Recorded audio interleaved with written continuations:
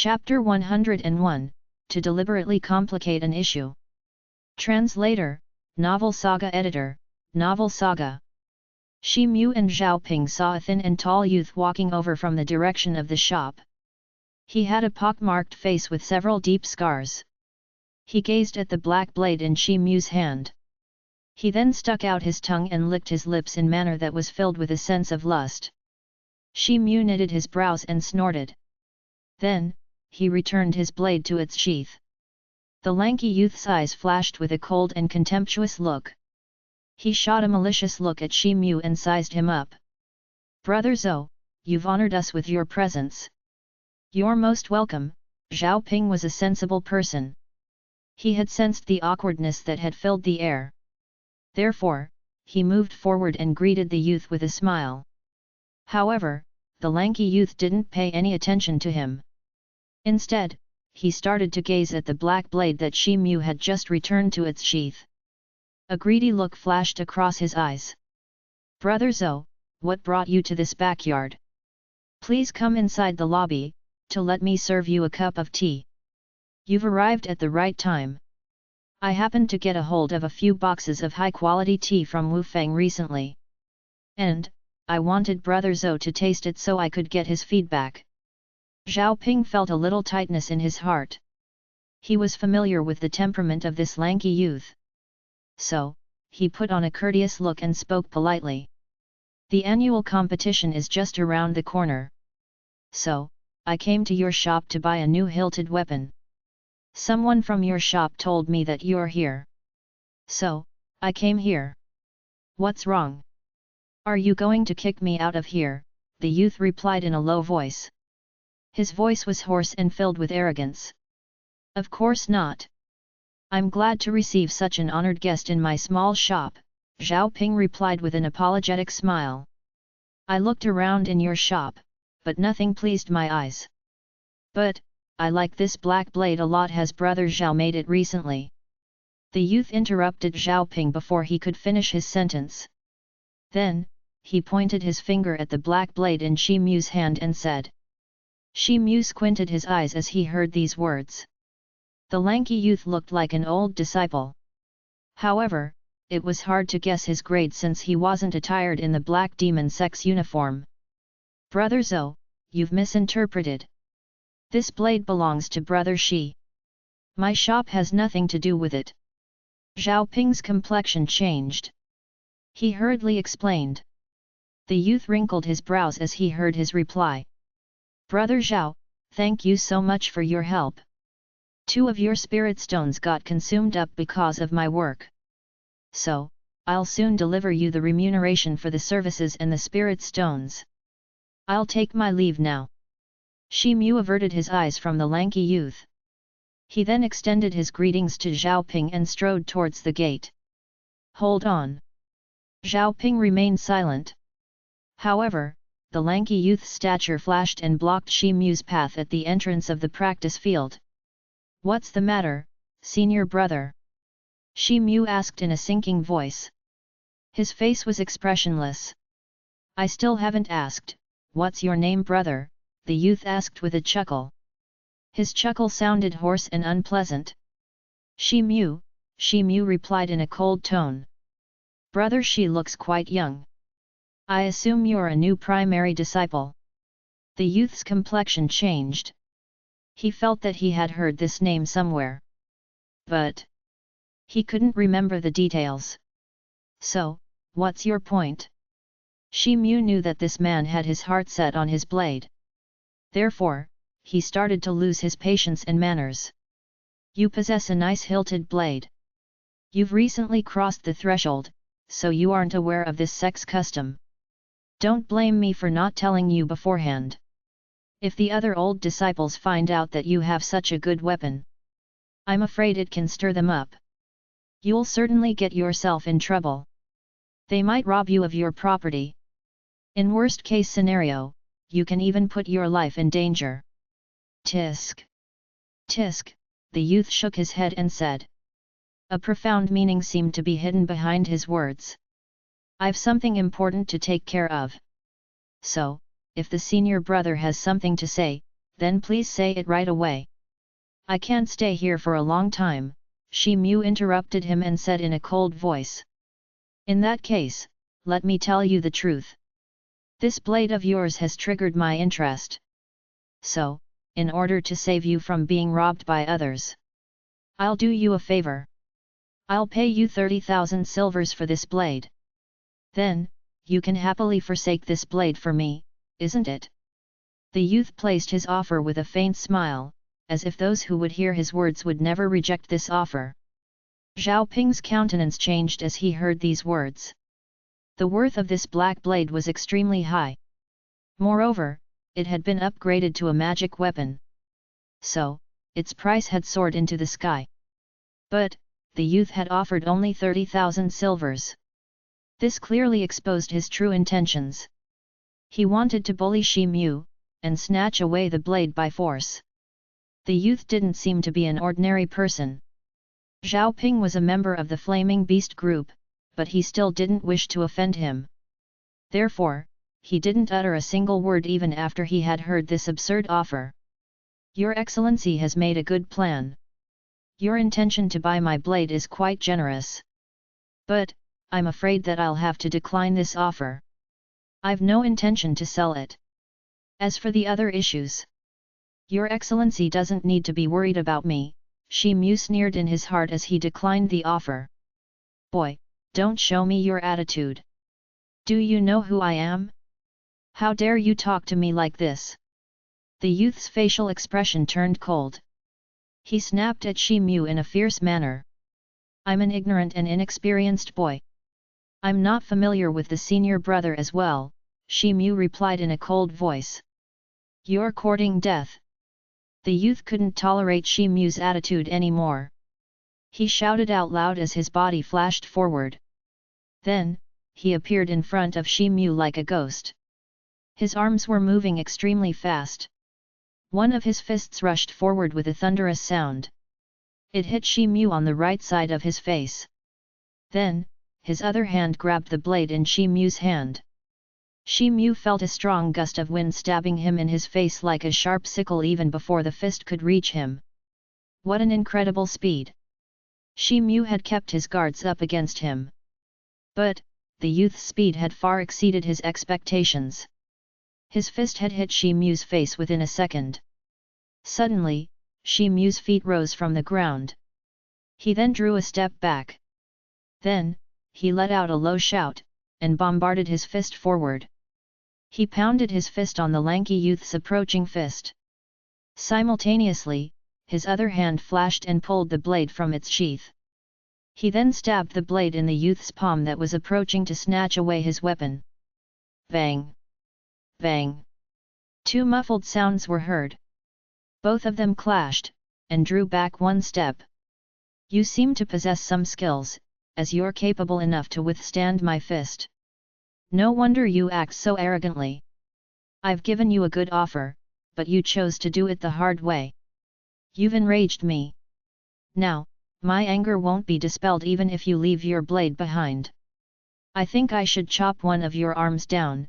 The youth creased his brows as he threatened in a stern voice. Meanwhile, a red patch appeared on one of his palms. It seemed that he had been wounded when Shi Mu had stabbed his palm. He was in a little pain, but his injury didn't seem to be severe. He rubbed his palm against his waist to wipe off the blood. Suddenly, a cold light flashed as a long silver sword appeared in his hand. This sword was a lot thinner than an ordinary sword. It was as wide as a finger. It exuded a dense cold aura that covered its surface, and filled the air with an ice-cold feeling. A few blue charm characters were imprinted on the edge of the silver blade. It was emitting a pale blue light. This too seemed to be a magic weapon. Shi Mu's countenance changed. He understood that this thin sword was certainly a magic weapon. So, its power couldn't be underestimated. The black blade escaped from the sheath with a swish sound. Then, it was thrust forward. If both of you have something to talk about, then why are you hurting each other? Zhao Ping realized that both of them were gearing up for a real fight. Therefore, he stepped forward to stop them. Phew! Suddenly, an ear-piercing cry resounded and cut off Zhao Ping's words. This sound was similar to a baby's wailing. It was extremely unpleasant. The youth flicked his wrist. Suddenly, his sword turned into a long silver streak. Then, it made its way toward Shi Mu's chest. The baby wailing sound was produced by this thin sword. It again issued a strange sound as it punctured the air. A fidgety feeling emerged in Shi Mu's heart as the strange shrill sound entered his ears. He fell into a trance. His mind failed to stop the invasion of the sluggish feeling. Suddenly, a bright white light flashed. The thin sword had reached Shi Mu's chest before he could respond. A shiver went down Shi Mu's spine as it pierced his clothes and pricked his skin. Chapter 102, Testing the Black Blade. Translator, Novel Saga Editor, Novel Saga. Ha! A shiver ran down Shi Mu's spine. He issued a loud shout as he pulled himself out of the trance. His brain resumed its normal state. Then, he took a quick rotation and moved aside to evade the approaching sword. However, the sword cut open a wound on his right shoulder, and fresh blood started to gush out of it. Shi Mu operated the art of accumulating spirit power to adjust his mental state. Then, he raised his arm. Suddenly, his blade transformed into a black blade shadow. The blade shadow then rushed towards the lanky youth.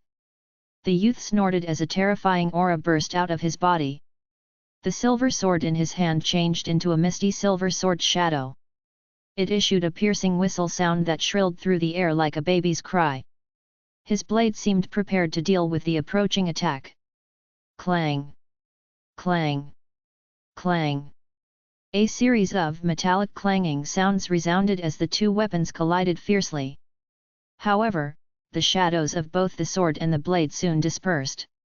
Shi Mu's body staggered, he took a couple of steps backwards. He then quickly steadied himself and stood firm. His eyes revealed amazement and apprehension at the same time. He had thought that the lanky youth's silver sword would break after it bumped into his black blade. He had never imagined that his blade would be hitting a tenacious spring of swords. The thin sword had dissolved his blade's momentum.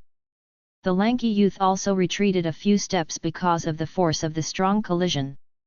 His facial expression remained unchanged. However, he was feeling a sense of shock in his heart. The magnificent strength of the black blade had nearly turned his stomach upside down. He wanted to throw up. Moreover, he felt a severe tingling pain in the palm of his hand with which he held the sword. A trace of blood seeped out from his palm between his thumb and the index finger. This was surprising for him because he had always been successful in his fights with other opponents. His ghost-howling sword art could easily affect the mental state of any person. However, it had failed to vanquish Shi Mu's mental state. I never expected that there would be someone as talented as you among the new disciples. But, the lanky man took a deep breath and spoke. Meanwhile, he secretly searched his real qi, and covered his entire body with it. Shi Mu didn't pay any attention to his words. Instead, he swooped down upon him. Bang! A loud sound was heard. Shi Mu kicked his foot on a huge boulder that lay between them. The boulder was shot towards the youth. It flew towards him while carrying intense winds with it. The youth's face blazed with anger as he saw this. He tightened his grip on his sword's hilt. Suddenly, a faint layer of pale blue light emerged on the surface of his thin silver sword. He wielded his arm and thrust his sword towards the approaching boulder. His sword transformed into a thin and long shadow like a silver snake. The silver snake then dashed forward, and chopped down the boulder in a crisscross pattern. The huge boulder seemed as frail as tofu under the silver shadow of the sword. It was slashed into dozens of pieces, and scattered. Meanwhile, Shi Mu had prepared his next move. He had arrived behind the huge boulder while it was being crushed into pieces. Swish! Shi Mu issued a loud shout, and waved his black blade in midair like a thunderbolt. Suddenly, a vast stretched streak of cold light appeared and transformed into the 13 black blade shadows. Then, the shadows plummeted down on the youth. The dazzling blade shadows blocked every escape route of that lanky youth's. "You've courted death." The lanky youth was thunderstruck. He realized that it was too late to move aside and dodge the attack. Suddenly, the blue charm characters on his thin sword glimmered and started to emit bursts of blue rays of light. The thin sword fluttered in air as it changed into a thin layer of blue sword screen. This layer shielded his entire body. Suddenly, the lanky youth stomped on the ground, and shot back a few steps. A gleam of surprised look flashed across Shi Mu's eyes. Bang! Bang! The 13 shadows were dispelled by the blue screen with a loud sound. However, the blue screen also was rooted and dispersed. An astute light flashed across Shi Mu's eyes. He shouted out loud as he infused the magic power from within his body into the black blade.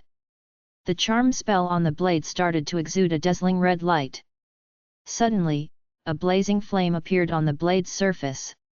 A thick red light rushed forth as the 13 blade shadows were dispersed. It forcefully pounded on the blue light screen of the thin sword like lightning. Bang! An explosive sound was heard. A group of flames exploded on the thin silver sword like a volcanic eruption. The heat waves produced by this explosion shook the sword. The lanky youth didn't remain unaffected by this. He was sent flying. Finally, he fell on the ground several feet away. Shi Mu saw his opponent half kneeling on the ground as the smoke and dust dispersed. His entire body was burnt black. However, he still held the sword with his injured hand. Fresh blood was gushing out of his wound. Suddenly, a crack appeared on the youth's thin sword with a kaka sound. Then, his sword crumbled into fragments. However, the hilt remained intact in his hand. The lanky man's face went ghastly pale. His chi and blood attacked his brain, and he spat out a mouthful of blood. "You, how dare you destroy my magic weapon?" the youth shouted at Shi Mu with anger and hatred. Shi Mu's complexion also looked pale. He snorted coldly. The black blade was still emanating red blazing flame in his hand. Its heat waves were proliferating in the air. He heard the youth's words and replied, "Your Excellency, I'll be happy to accompany you till the end if you wish to continue." The thunderous noises caused during their fight had attracted the attention of many people. A bunch of black uniformed disciples had swarmed outside the practice field. They were silently watching the scene. A gloomy and cold gleam flickered in the lanky youth's eyes as he looked around. He gritted his teeth and said, "Well, I'll keep you in mind. We'll stop here today. You've shattered my sword. You'll certainly regret this." He tossed the sword's hilt aside. Then, he turned around and walked away. The surrounding disciples made way for him as they saw him walking over. Then, the lanky youth's shadow disappeared into the distance. Shi Mu picked up his blade and placed it before his body. Then, he carefully sized it up a few times. He returned the blade to its sheath once he was satisfied that it wasn't damaged. "Brother Shi, are you all right?" Zhao Ping's embarrassed voice resounded. "I'm fine." "Who was that person?" "You seem to be familiar with him," Shi Mu asked in a casual tone. "That person is called Zhou Yan. He's an old primary disciple. He often gets a top rank among the top 100 old primary disciples. He's quite strong. But, he has always been an unsocial person. He hasn't joined any group so far. He is a narrow-minded person, and is known to be quite vengeful. So, there are many groups that don't dare to provoke him in any way. Brother Shi, you need to be very careful. You've deprived him of his magic weapon." Zhao Ping heaved a sigh of relief as he realized that Shi Mu didn't hold a grudge against him. He approached him and said in a low voice. Shi Mu's vision moved as he nodded. He knew that Zhou Yan was the strongest enemy he had ever met. The fierce fight would have been prolonged if he hadn't shattered his weapon with his black blade. In that case, either one of them could have won. There were various kinds of exquisite Houtian arts in the Black Demon sect. Therefore, more and more Houtian warriors emerged and exhibited their astounding martial skills. Moreover, the magic weapons enhanced one's strength. So, Shi Mu couldn't compare a small place like the Feng City with the strength of this great sect. Shi Mu realized that Zhou Yan was right. Therefore, he decided that he wouldn't use his black blade at all times. Otherwise, it would attract the attention of the old disciples, and they would pose a threat to him. Suddenly, Shi Mu was struck by an idea. "Brother Zhao, I want you to forge something for me in your shop." Shi Mu went close to Zhao Ping and whispered in his ear. Zhao Ping was dumbfounded. He felt bewildered by the sudden request. "The materials needed for making those things should be strictly according to my request. It may be troublesome, but it won't be a problem for Brother Zhao. Can you please make 16 pieces of them first?" Shi Mu moved a step back and said. "Well, no problem. I'll do everything in accordance with Brother Shi's request." Zhao Ping pondered for a while. Then, he nodded and replied. Shi Mu smiled as he heard his reply. Then, he bid his farewell and left the place. Chapter 103, The Moonlight Sea Urchin. Translator, Novel Saga Editor, Novel Saga. 3 days later, in Shi Mu's stone house. Shi Mu sat cross-legged on the ground. 16 hilted daggers lay in front of him. Each of them was 6 inches in length. The daggers were thin. They were curved in the shape of the crescent moon. They emitted a magnificent pale silver luster. The corners of Shi Mu's mouth curled upwards. He seemed satisfied. These daggers were special weapons that were recorded in the secret book of the Zhong family. They bore a strange name, Moonlight Sea Urchin. It was recorded in the secret book that these daggers commanded the top place in the ranking list of all the insidiously concealed weapons. It was believed that this dagger was named after a special kind of a sea urchin that was found in the vicinity of the Dachi Kingdom's coastal region. This sea urchin was bright white in color, similar to a brightly shining moon. Therefore, it looked extremely graceful. However, the spur on its body contained a deadly poison. It sprouted a poisonous sting when touched. Therefore, one needed to be treated promptly in case they got stabbed by it. Otherwise, the victim would soon die. These silver daggers were exactly the same. They were forged with a special kind of metal, a mixture of silver, iron, and zinc. They were extremely fragile and thin. They could be easily broken into pieces if hit by an external force. According to the Zhong family's secret book, the edge of this dagger must be smeared with a virulent poison. Then, it could be used in a hand-to-hand fight. The Moonlight Sea Urchin would explode in case the opponent used his weapon to block it. It would be impossible for the opponent to dodge the explosion at such a close range, irrespective of how formidable he was. It was extremely difficult to create a Moonlight Sea Urchin. It was an arduous task to obtain the special metal that was required to forge it. Moreover, it was extremely hard to find this kind of a deadly poison. Shi Mu didn't have such a lethal poison. But, he didn't intend to make the original version of the Moonlight Sea Urchin either. He pondered over this matter for a short while. Then, he grasped the daggers cautiously. After that, he walked over to his table and laid the daggers on a side, except for one that he placed in the middle. He then flipped over his right palm. He held several red magic brushes in his hand. Suddenly, his pupils turned pale golden in color. His wrist moved swiftly as he started to carve charm characters on the curved dagger. His brush moved briskly like flying clouds. The charm characters started to emerge gradually on the dagger's surface. Finally, the fierce inflammation charm spell was carved on the dagger. It was the same spell that had been carved on his black blade. The texture of the dagger was special. So, it didn't need the golden lizard's poison. It could be easily softened if inserted into a stove. Therefore, Shi Mu had planned to overlay 10 layers of charm spell on these curved daggers.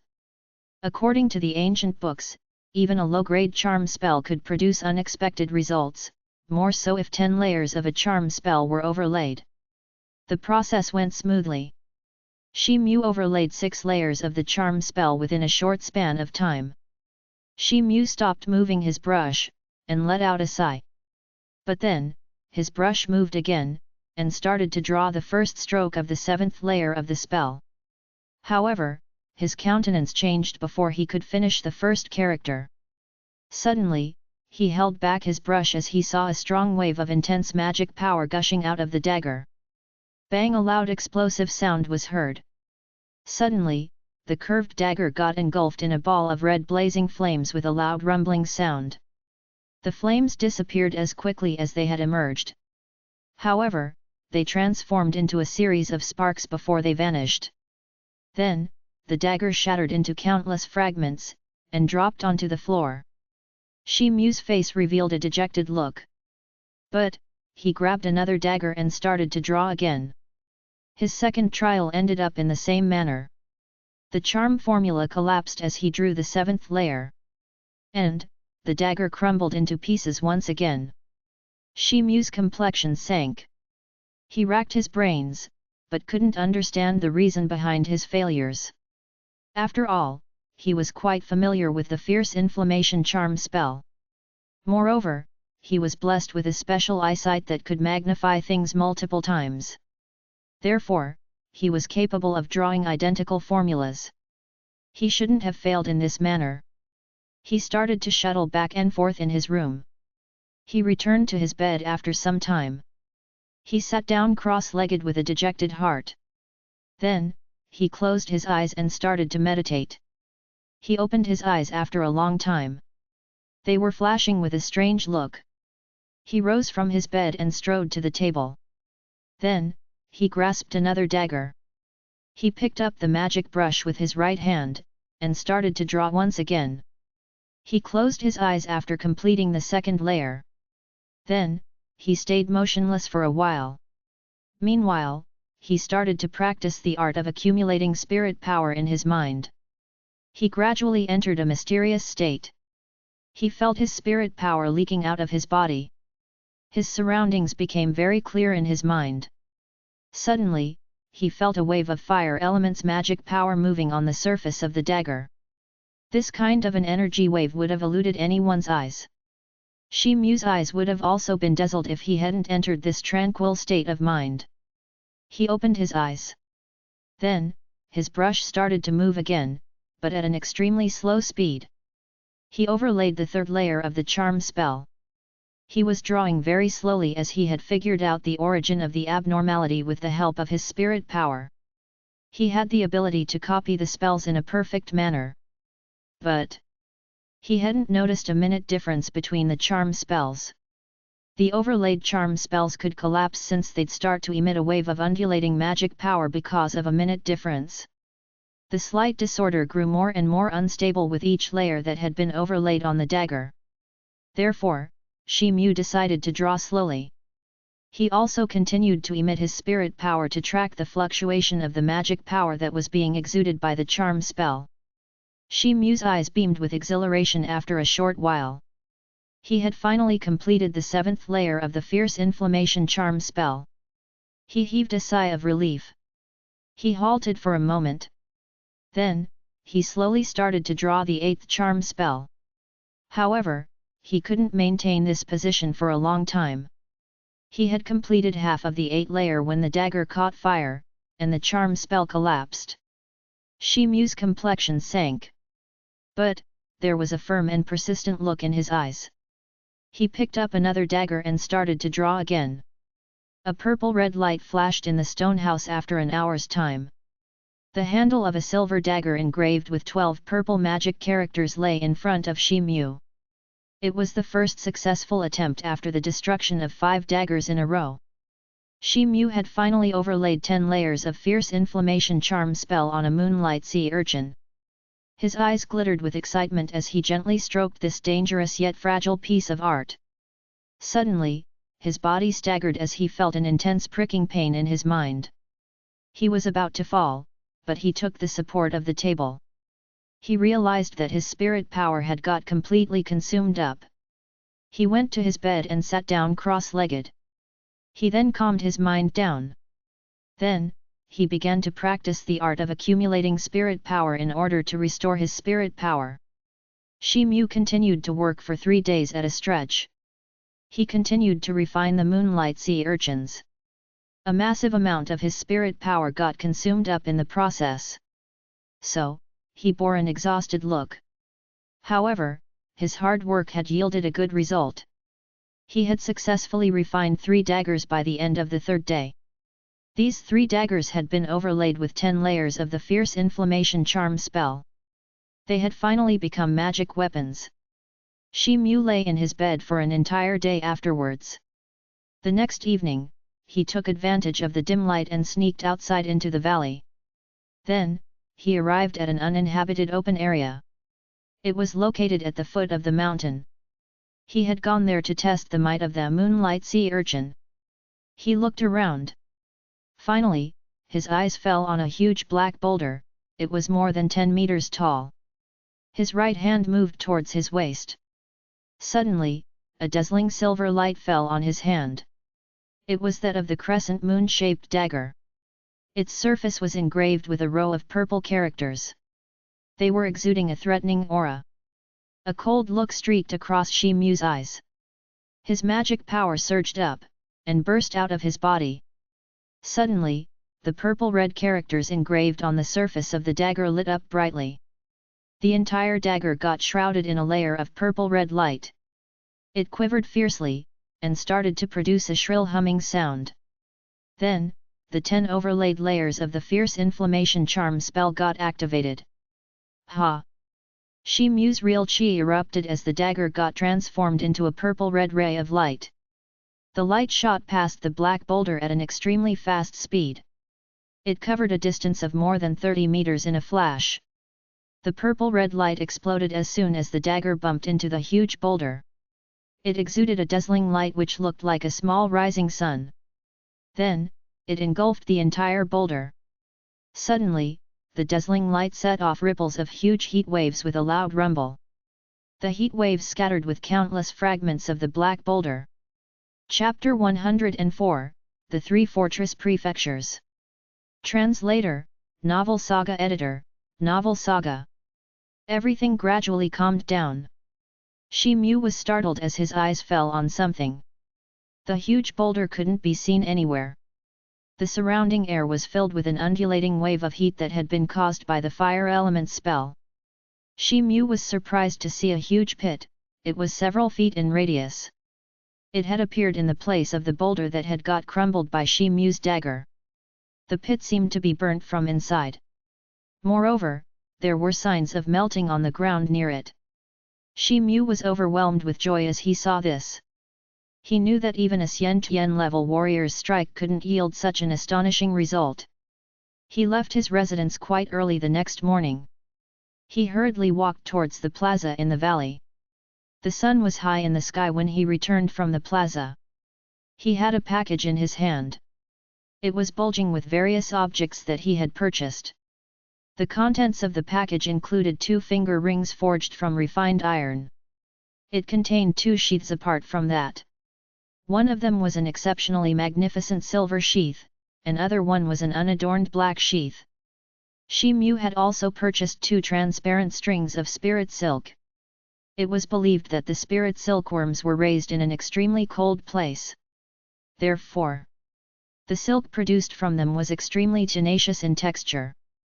Moreover, the silk was almost transparent, so much so that a naked eye might fail to see it. Shi Mu took the refined iron rings and the spirit silk out of the package. Then, he used the spirit silk to tightly fasten the rings to 2 of his curved daggers. After that, he slipped both the daggers into the silver sheath, and put his black blade into the black sheath. He then found 2 sturdy straps of leather. He used them to tie the silver and the black sheaths behind his back. Shi Mu's personality transformed as soon as the 2 sheaths were hung behind his back. He started to emit the overpowering aura of a gallant warrior.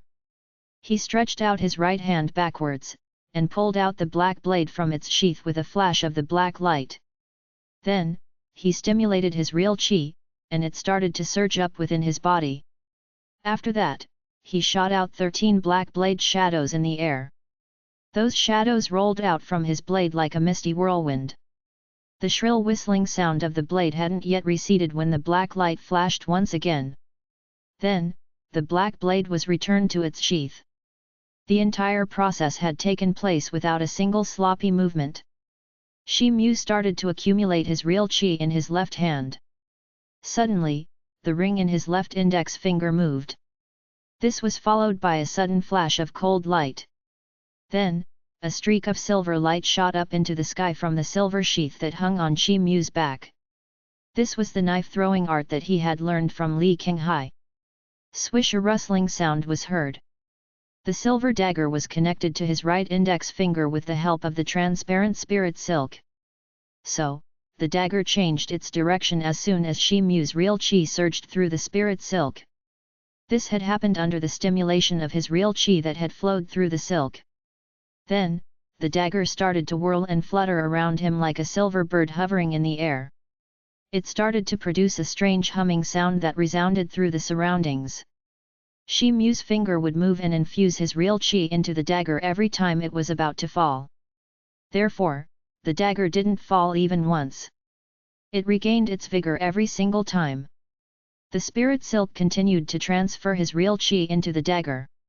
So, the knife-throwing art was able to throw and receive the dagger according to his wishes. However, Shi Mu didn't make any progress in the following days. Therefore, he stayed locked up in his room. He continued to practice the gale force blade art and the knife-throwing art in order to achieve a perfect coordination between the two. 7 days passed. The blade shadows howled around in Shi Mu's stone house, the black and silver shadows flashed endlessly in a crisscross pattern. Shi Mu wielded his black blade, and it changed into numerous blade shadows. These black shadows shielded his entire body. The silver light of the dagger also started to sway within the crowd of the black blade shadows. It fluttered in the air and circled around his body in an erratic manner. Shi Mu's left index finger continued to move slightly throughout the process. Whiz!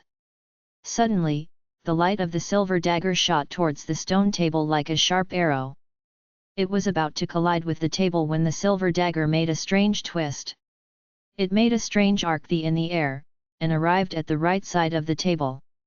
Suddenly, the black shadows that were shielding Shi Mu's body vanished.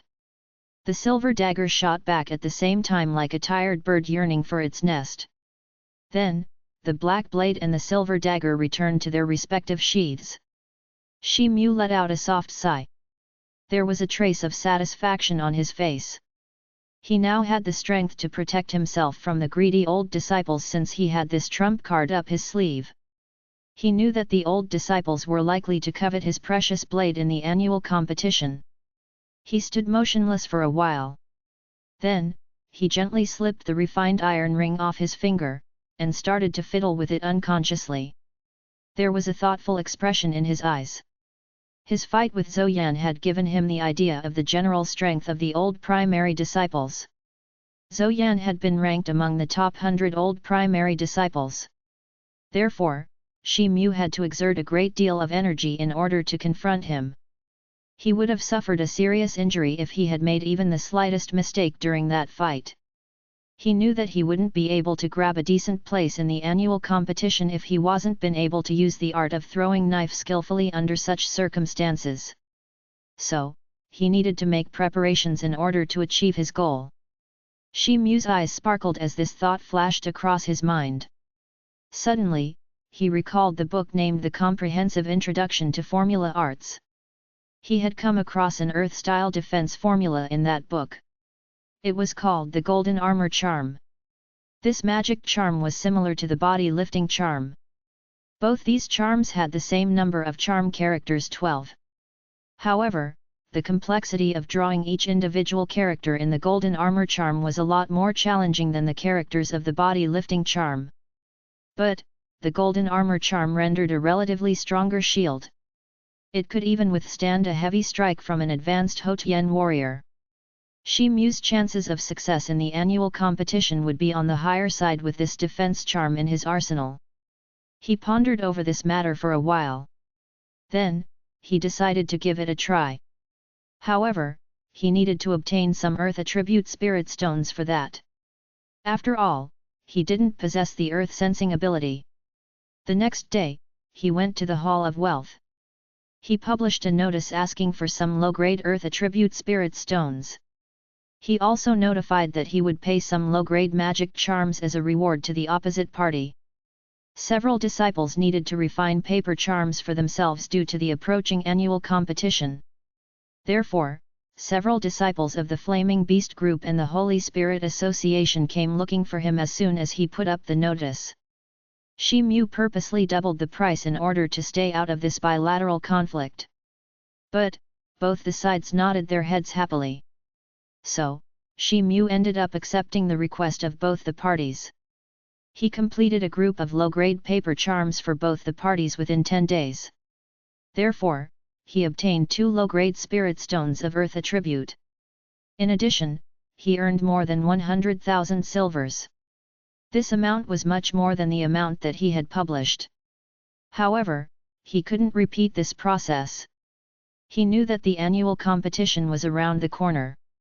So, he couldn't afford to spare too much time to fulfill such requests. Moreover, he presumed that the demand for the low-grade paper charms would reduce in future if a huge number of these charms surfaced in the market. 10 days later, in Shi Mu's stone house, Shi Mu held a brown spirit stone in one hand, and a magic brush in the other. The brush moved and left green marks on a charm paper. Everything was going smoothly. But, a yellow luminescence sparked on the charm paper as the 11th character was about to be completed. Suddenly, the entire magic charm burnt to ashes as the infused magic power flared up. Oh! Shi Mu sighed. A hint of regret flashed across his eyes. He had drawn the golden armor charm for the first time. It had ended up burning even though he had drawn it properly. Shi Mu noticed that the spiritual power of the first spirit stone was about to get exhausted. This stirred up a feeling of helplessness in his heart. He knew that the charm characters of a magic charm weren't independent of each other. In fact, there was a subtle connection between them. The connection between the characters of a magic charm was as complex as the magic charm itself. Therefore, even a minute mistake could lead to a complete failure of the magic charm. This magic charm was similar to the magic charm that he had overlaid on his weapon. So, his success depended on his destiny. He finally succeeded in making a golden armor charm after 3 days. Both his spirit stones had been completely used up during the process. Shi Mu was worried since he couldn't put this magic charm to test. Therefore, he wasn't confident about its result. He felt disturbed by this. The most reliable thing in a combat was the enhancement of one's strength. So, he decided to focus on the art of breeding heavenly elephants and the art of accumulating spirit power in the following days. He hoped to make a breakthrough before the annual competition. On one side, Shi Mu had immersed himself in the preparation of the approaching annual competition. While on the other side, a crucial incident had taken place thousands of miles away in the Dachi kingdom. This incident had shaken the various sects of the 3 great kingdoms. Wu, Fu, and Rui were the 3 fortress prefectures among the 36 prefectures of the Dachi kingdom. They were situated in the western region of the kingdom. They were the neighboring prefectures of the barbarian race's wasteland. These 3 prefectures were directly under the jurisdiction of the Yanqing's county's government.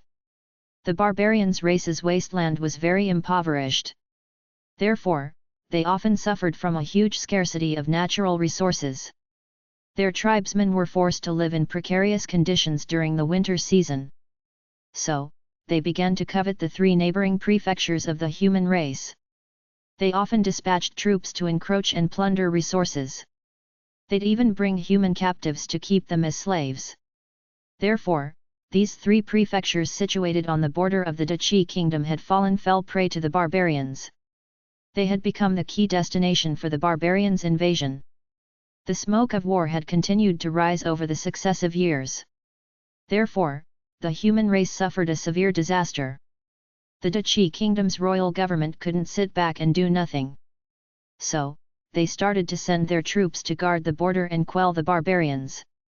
However, the barbarians had inherited the blood of an ancient giant tribe. Therefore, they were taller and stronger than normal human beings. Most of them bore a tyrannical and ferocious disposition. Moreover, they weren't afraid of death. The barbarian race had a few totem barbarian warriors. These warriors relied on the totem engraved on their bodies. The souls of various fierce beasts were sealed inside their totems in order to enhance their strength. Therefore, the totem warriors were even more flagitious than the ordinary barbarians. Their hearts blazed with the desire for fresh blood until they were satiated. However, the totem warriors were similar to the military men of the human race. They were very few in number. The human armies had always been at a serious disadvantage in the war with the barbarians. They had often paid a heavy price for this. The national guardian of the Duchy Kingdom Yutai came to the forefront 100 years ago.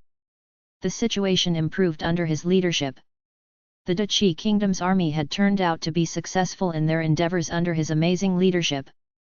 Therefore, the barbarians had been driven out of the 3 prefectures. Yutai's popularity had soared up to the sky. He had been given the title of the Guardians who garrisons the barbarians for his illustrious war exploits.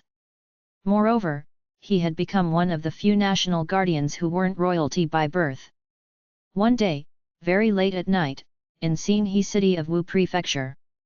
The Xinhe City was extended over several thousand square feet. Its winding walls looked like a giant dragon crouching on the land from afar.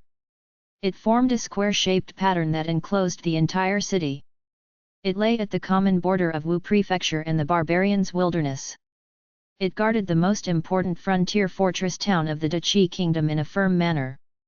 The geographical location of Xinhe City was quite favorable. There were mountains on one side, and a river on the other.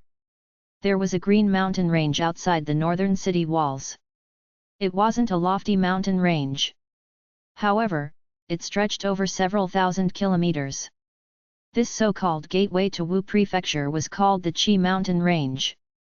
There was an extensive river called the Lumian River outside the southern city walls.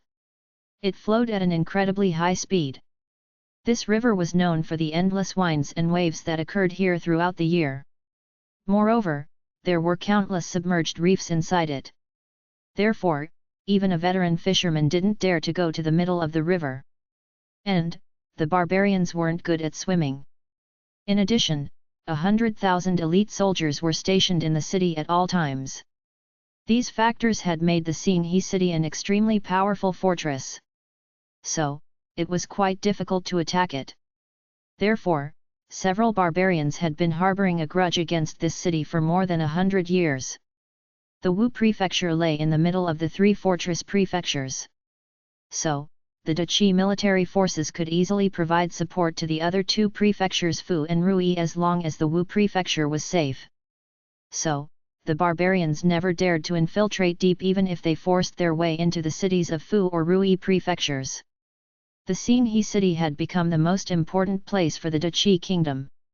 Therefore, it had become an eyesore for the barbarians. Yutai, the guardians who garrisons the barbarians, had chosen the Xinhe city to set up the state government offices and armed forces. He had also adopted the curfew system at night in the city. Therefore, all the streets were quiet at this critical time except for a few rounds of patrolling teams. However, something strange happened in the darkness of the night. A back door of an ordinary inn creaked open. 10 oddly-looking figures dressed in black clothes walked out of the inn one by one. They turned and moved towards the western part of the city in silence. They seemed to be familiar with the roads. They were walking in the least visited alleys. A patrolling team passed by a shop in a certain area of the city at the same time. Then, the gate of the shop was quietly pushed open. After that, several people's figures walked outside the shop and disappeared into a small nearby alley. The door of an ordinary citizen's courtyard was pushed open in the other part of the city at the same time. Then, 7 or 8 people's silhouettes emerged and vanished into the dark night. Chapter 105, The Night Raid. Translator, Novel Saga Editor, Novel Saga. Similar incidents occurred in various parts of the city. The mysterious shadows looked like a black stream under the dark sky as they passed through the inhabited alleys, and streamed towards the western part of the city. However, they continued to avoid the patrolling troops throughout their way. The buildings in the western part of Singhi city were squatty and run down, they constituted a disordered and chaotic image. This area was highly vulnerable to the barbarians' invasion since it was adjacent to the western gate of the city. So, it was a war-prone area. In fact, this area had been destroyed and rebuilt multiple times over several years. The situation had slightly improved when Utai came into power and rescued the disintegrating city. However, mostly destitute people resided in this area. Therefore, this area had been transformed into a slum. However, this slum area had enjoyed an era of peace and bliss over the past 100 years. However, its tranquility was about to get shattered. Half an hour later, the air inside the dilapidated wooden house was filled with the pungent smell of blood. 6 corpses lay in a pool of blood on the ground. However, the most outrageous sight was the corpse of a 30-year-old woman. She was one of the 6 people who had died. There was a hole in her throat, it was as big as a thumb. Her right hand held the hand of a 2 or 3-year-old boy. The boy was dead too. He had a similar hole in his throat. The person who had slaughtered them seemed to be ruthless. He also seemed to be quite skilled in killing people in this manner. He had struck these people in such a way that they hadn't even gotten a moment to call for help. 7 or 8 people were gathered near the pool of blood. They stood around a middle-aged man, he had a sinister look on his face. Everyone had a dignified expression on their faces. They seemed to be waiting for something. Suddenly, a person's silhouette flashed through the entrance door. A dark-skinned youth with a slim stature entered the wooden house. "Lord Xiao, our warriors have assembled in the city. The common people's houses along the path have been cleaned up." The middle-aged man nodded as he heard the dark-skinned youth's words, his face didn't reveal any expression. He stuck his tongue out and licked his drying lips. "The time is almost upon us. Transmit the order to set off." Around 300 silhouettes emerged from the neighboring houses, and converged like a stream of water. Then, they started to advance towards the western gate of the city. They all had an excited look on their faces. They seemed eager to fight, so much so that their eyes looked bloodshot. These people looked similar to humans. However, they were barbarians. The barbarian people had been capturing and raping human women to multiply their numbers over a long period of time. So, these human-looking barbarians were the offspring of human women. The barbarians had been sent repeatedly to the city in the past 10 years to ambush humans. The barbarian people considered their bloodline as a symbol of honor. Moreover, they treated the human race as slaves and domestic animals. In fact, a few barbarian tribes even liked to feed on humans. These human-looking barbarians had suffered serious discrimination since a very young age because they were half human. However, they hated humans more than the barbarians. Therefore, they hadn't shown any mercy when they had slaughtered the residents of the slum area.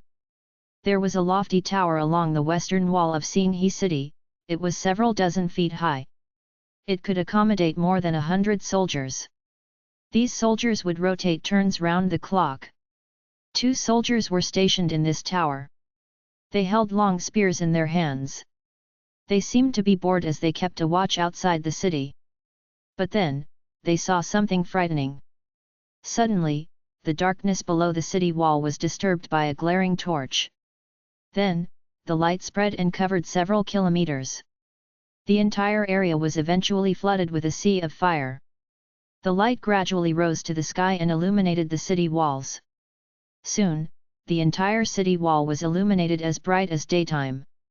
Several barbarian warriors could be seen amidst the boundless sea of light. Their bodies were covered in hair. They seemed to be wearing animal skins. They held strange weapons in one hand, and huge shields in the other. Each of them was almost 10 feet tall. They looked as strong as wild beasts. Many of them had queer tattoos engraved on different parts of their exposed skin. All of them had one thing in common: their eyes were blazing with a desire to kill. Bang! A thunderous explosion shook the earth. Several barbarian warriors formed a battle formation, and galloped towards the city wall. It looked like a dreadful and gigantic wave had violently surged in a sea of fire. They rushed towards Xinghe city like a rough sea wave. Several barbarian warriors held shields in their hands. A large number of siege troops rushed behind them with scaling ladders. They were being followed by numerous barbarian archers. Woo! The night sky was shredded by the loud and shrilling sound of a clarion. Several human soldiers rushed out from the tower and stationed themselves on the city wall. It was dozens of kilometers wide. Then, they raised their bows and arrows at a 45-degree angle. The arrowheads reflected an icy cold ray of light. Suddenly, the barbarians saw several cold and glaring lights appearing on the city wall. They looked like a giant dragon.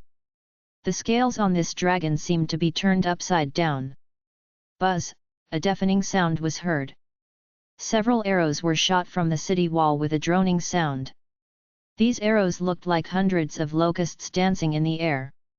The entire sky was covered by these arrows. The sky was darkened by their presence. The mournful whining sound was spread in the air. Only a few rounds of these arrows had pinned down several barbarian soldiers on their spots. However, the barbarians weren't affected by these casualties. In fact, they got provoked by the scent of the blood. They started to issue loud roars like wild beasts. Their terrifying cries were heart-shuddering. The barbarians had lost thousands of their soldiers soon. Eventually, they started to well up under the city wall like surging tides. Hundreds of scaling ladders were erected against the wall. Then, several barbarian warriors began to climb up the ladder at fast pace. They carried their weapons on their backs. Some of them were totem warriors. They were as agile as a spirit ape. They didn't even take the support of the scaling ladder. They reached on top of the wall with a few undulating movements. However, they were limited in number. There were only around 100 totem warriors. However, countless human soldiers and a military officer were present on the wall. So, the totem warriors wouldn't survive if the human soldiers attacked them from all sides. They would be shot down once they reached the top, that is if they didn't get killed while climbing the wall in the first place. The attention of the guarding soldiers was fixed on the enemies outside the wall. However, a group of 300 barbarian soldiers were approaching the western gate from inside the city. "Who's that? Stop right there!" The officer on guard waved his silver spear and shouted in a stern manner. Several hundred soldiers stood behind him. They turned around and formed a battle formation as they heard these words. They stared at the distant fuzzy place. Suddenly, a strange sound was heard. It was followed by a streak of cold light. This cold light pierced the darkness. A miserable shriek burst out. Several guarding soldiers were killed by spears with a series of screeching sounds. These soldiers were quickly killed because they didn't have any shields to protect themselves. Enemy raid.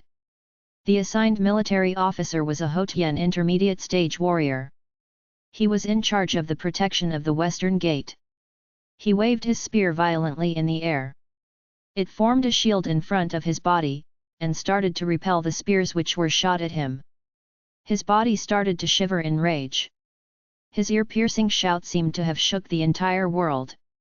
Suddenly, a middle-aged man appeared in front of the military officer. He had a sinister look on his face. He lifted his hand, and shot his palm towards him. Then, something strange happened. Suddenly, the middle-aged man's palm grew larger and thicker. Then, it got covered with a thick brown fur. His palm soon turned into a giant bear's paw. He swept it with tremendous force. Bang! A loud sound was heard. An inhuman force gushed out of his arm, and hit the officer's palm. The officer's silver spear was split into two equal halves by the impact. Now, the city gate was open to an easy attack. The middle-aged man struck the officer with another paw before he could even react. His paw fell on the officer's chest like a heavy metal mace. The officer was sent flying into the air like a tattered piece of sack as his chest was pounded with an incredible force. The officer fell heavily on the ground, and stopped breathing. Then, 6 or 7 figures flashed from behind the middle-aged man and disappeared inside the gate. These men were totem warriors. They were followed by 300 barbarian soldiers. The remaining human soldiers were eventually wiped out. A few garrison soldiers on the city wall had become aware of the uproar by this time. Several patrolling troops rushed over as reinforcements as innumerable human soldiers were massacred. The ear-piercing sound of the horses' hooves against the ground filled the air. The middle-aged man had anticipated this situation. Half of the barbarian warriors formed a wall to stop the reinforcements as he raised his hand, while the other half rushed towards the city gate. The blood-curdling screeches shook the entire world. The reinforcement of the human soldiers outnumbered the barbarians. Therefore, the barbarians suffered disastrous casualties. Even the totem warriors didn't remain unaffected. However, they defended the city gate fearlessly. After all, they had fought extremely hard to occupy it. Then, something terrifying happened. It sent chills down the spines of the human soldiers. The western city gate opened inwards with a burst of intermittent rumbling sounds. The barbarian army poured inside the gate like a tidal wave. Then, thousands of elite cavalrymen rushed out from the barbarians' side, and burst into the wide gate like a storm. They slaughtered all the garrison soldiers posted near the gate. Then, they formed several groups and spread inside the city. The remaining barbarians dismounted their horses, and began to fight over the city wall. The entire city eventually sank into mayhem. Continuous wailing and crying voices were heard amid the sounds of military cannons. There were continuous clamorous sounds as military camps across the city fell into turmoil. The street that connected the western city gate and the residence of the Great National Guardian was attacked as well.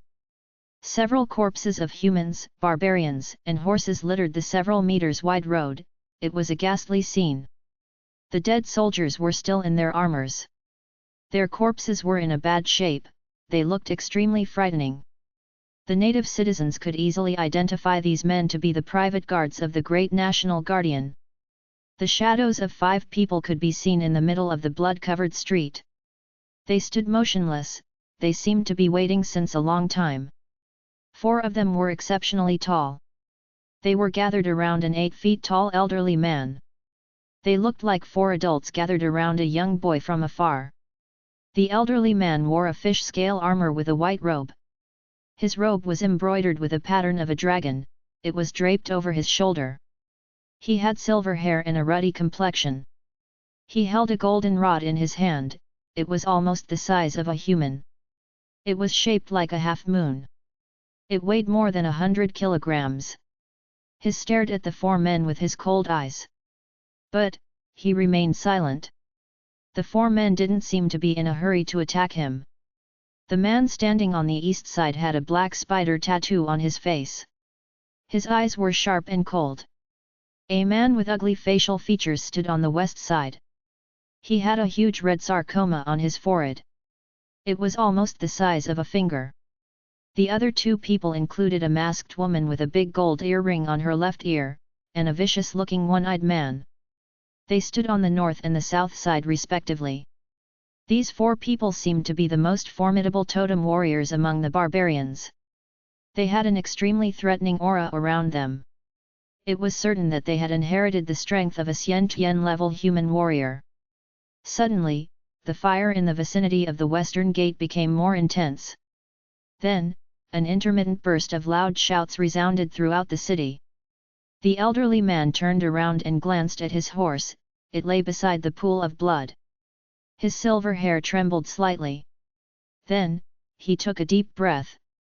Suddenly, his golden rod started to produce a loud droning sound. His eyes looked incisive like a sharp knife. Suddenly, a thunderous sound was heard. This terrifying sound was heard by both the humans and the barbarians in the vicinity. Chapter 106, Successive Upheavals. Translator, Novel Saga Editor, Novel Saga. The shocking news spread to the major places of the Duchy Kingdom soon. The 3 fortress prefectures of the Duchy Kingdom were invaded by the barbarians in quick succession. Most of the cities in these prefectures were attacked and occupied within 3 days. Moreover, the whereabouts of Yutai the Guardian who garrisons the barbarians were unknown. Tai had dedicated over 100 years to guard the fortresses. But, he had gone missing. His private troops, the 300 Hotian warriors, had been completely annihilated. The entire nation was shocked. The king of the Duchy Kingdom considered this matter to be extremely serious. Therefore, he immediately dispatched reinforcements. He ordered them to reach the 3 fortress prefectures as soon as possible. Moreover, he sent a messenger to report the elders of 3 big sects regarding the news of the barbarians' invasion. In the Yan Kingdom, the Black Demon Sect. The 13 mountain peaks of the Black Demon Sect stood firm. Each peak was higher and more perilous than the other. The 3rd mountain peak stood tall and erect, it seemed to be soaring to the sky. One couldn't see the edges or corners of the top half of the mountain. However, the 13th mountain peak was quite different. It was once known for its hustle and bustle. But now, not a single human's shadow could be seen there. There wasn't even a single building on this mountain peak. A somber black hall stood alone at the peak, it conveyed a gloomy and cold feeling. There was a dim light inside the hall. There was only a feeling of emptiness and loneliness besides that. A man sat cross-legged in the center of the hall. He wore a gold-rimmed black robe. He had sharp eyebrows, they were as sharp as swords. His body exuded black rays of light. These black rays were getting condensed at one point like the essence of the black flame. The black flame was nearly 10 feet high, it had enveloped his entire body. Suddenly, the bracelet on the man's wrist lit up. It started to exude a ring of faint black light. A few tiny charm characters started to jiggle within the ring of light like a feeble fly. They jumped around for a while. Then, they formed a small circular magic spell. The void flashed open within the magic circle, and a palm-sized black jade slip appeared out of thin air. The middle-aged man opened his eyes. He stretched out his hand and grasped the black jade slip. He then placed it against his forehead. His eyebrows creased upwards as the layer of black light got dissipated. Then, he stood up and walked out of the hall. A hall on the adjacent mountain peak opened at the same time. A middle-aged man with a long black beard and stern facial expression walked out of the hall. He held a similar black jade slip in his hand. The first mountain peak remained snow-capped at all times. It seemed to be lost in the misty clouds. The bone-chilling winds whistled throughout the year.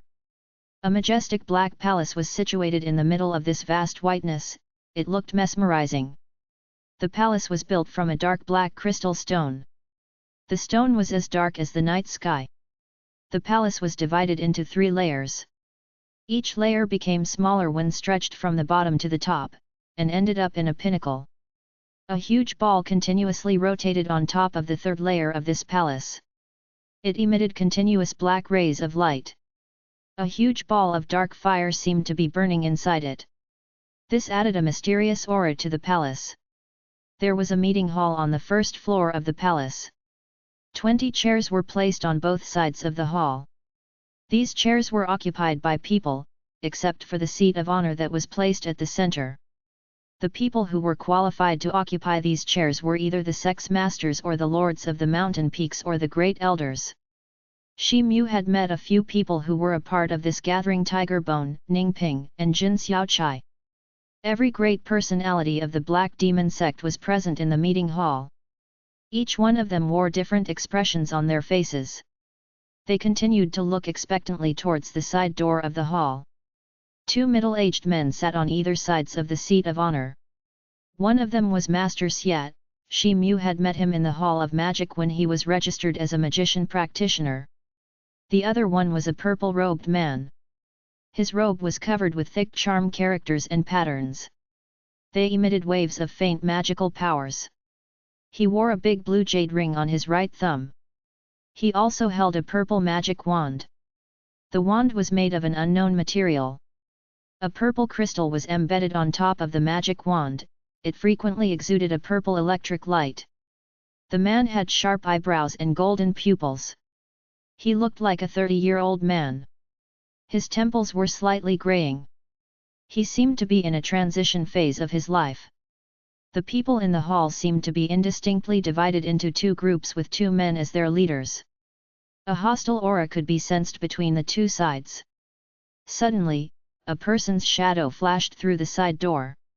It was a black-robed elderly man. The elderly man had a thin and diminutive figure. His facial features looked shriveled. There was no decorative design on his black robe, it looked simple and plain. He had a calm aura around him. He didn't have any outstanding feature that could make him look like an important personality. However, everyone stood up in reverence as soon as he entered the hall. The head Saint Guozhang, everyone bowed, and greeted him respectfully. The present situation is very critical. So, you people don't have to stick to the usual courtesy. Sit down, the black-robed old man spoke lightly. He then sat down on the main seat. Everyone obeyed and sat down. The barbarian race has mounted a large-scale invasion on us. They've captured the 3 fortress prefectures of the Duchy Kingdom in a short span of time. Yutai's whereabouts are uncertain. The situation is far worse than ever. Everything seems to be pointing towards a disaster. The black-robed old man went straight to the main point. He didn't beat around the bush for even a moment. Everyone looked at each other, but no one spoke. Young Xiat, you are in charge of the communicative magic spells, that links our sect to the outside world. So, have you got any update? What's the current situation in the battle? What actions have the other sects of the Duchy Kingdom taken so far? The old man shifted his gaze towards Xie Nanzi and asked. Great Head Saint, multiple spies of our sect have been placed at different locations in the 3 fortress prefectures. Still, I don't have any specific news to pass on for now. But, I've been informed that the 3 big sects of the Duchy Kingdom have sent several disciples to the fortresses. The Duchy Kingdom has also dispatched 300,000 soldiers, they've been divided into 3 groups. These groups have been sent separately to reinforce the 3 fortress prefectures. Xie Nanzi straightened his back, and replied with his hands cupped in obeisance. I've got in touch with the 3 sects of the Duchy Kingdom. They will send us messages in case they get any relevant information, Xie Nanzi added after a pause. Senior Brother Xiat, the current situation is extremely outrageous and alarming. How could you discuss such an important matter with other sects on your own? You should have consulted the head saint and the great elders. Only then should you have taken the desired step. I think you have overstepped your authority and made a rash decision, the man with sharp eyebrows expressed his disapproval. This situation is extremely serious. So, I took this step on my own. I've indeed overstepped my authority. I'm ready to be punished by the head saint. Master Xie's complexion didn't change. He bowed to the black-robed elder and spoke. No harm was done. The current situation is extremely critical. I don't think young Xie has done anything inappropriate, the black-robed elder waved his hand and replied. Master Xie nodded and expressed his gratitude. A malicious gleam flashed across the eyes of the man with sharp eyebrows. He snorted, but didn't say anything. As far as I know, the barbarians have launched this invasion on a huge scale. They've acted quite swiftly. Such an action from their side hasn't been seen in the past 100 years. The prime goal of their invasion is still unclear. You people are the backbone of our sect. So, I wish to know your opinion regarding this matter. The black-robed elder looked at the people and asked. Great Head Saint, the 7 sects of the 3 kingdoms have already reached an agreement. According to it, all the 7 sects must unite if the barbarians invade any part of the 3 kingdoms. In my opinion, we should meet the head saints of the other sects as soon as possible, so that the concentrated strength of all the 7 sects can rush to the Duchy Kingdom. Then, we might succeed in repelling this invasion, Xie Nanzi spoke in a forceful tone. 7 or 8 people chimed in, and expressed their agreement. They were either the mountain hosts, or the elders of the sect. The head saint of the Black Demon sect slowly nodded, he seemed to have approved Xie Nanzi's viewpoint. Head saint, despite the agreement among the 7 big sects, I think that we shouldn't dispatch the reinforcements to the Duchy kingdom, the man with sharp eyebrows spoke. The people in the hall started to cast sidelong glances at him as soon as they heard these words. Xie Xingnan's complexion turned gloomy. He was about to say something when the head saint raised his hand and stopped him. Young Feng, why would you say such thing? You can speak your mind and elaborate, the black-robed elder said. Just as the great head saint has observed, the goal of the barbarians' invasion is still unknown. So, they may be aiming to snatch away more resources and people.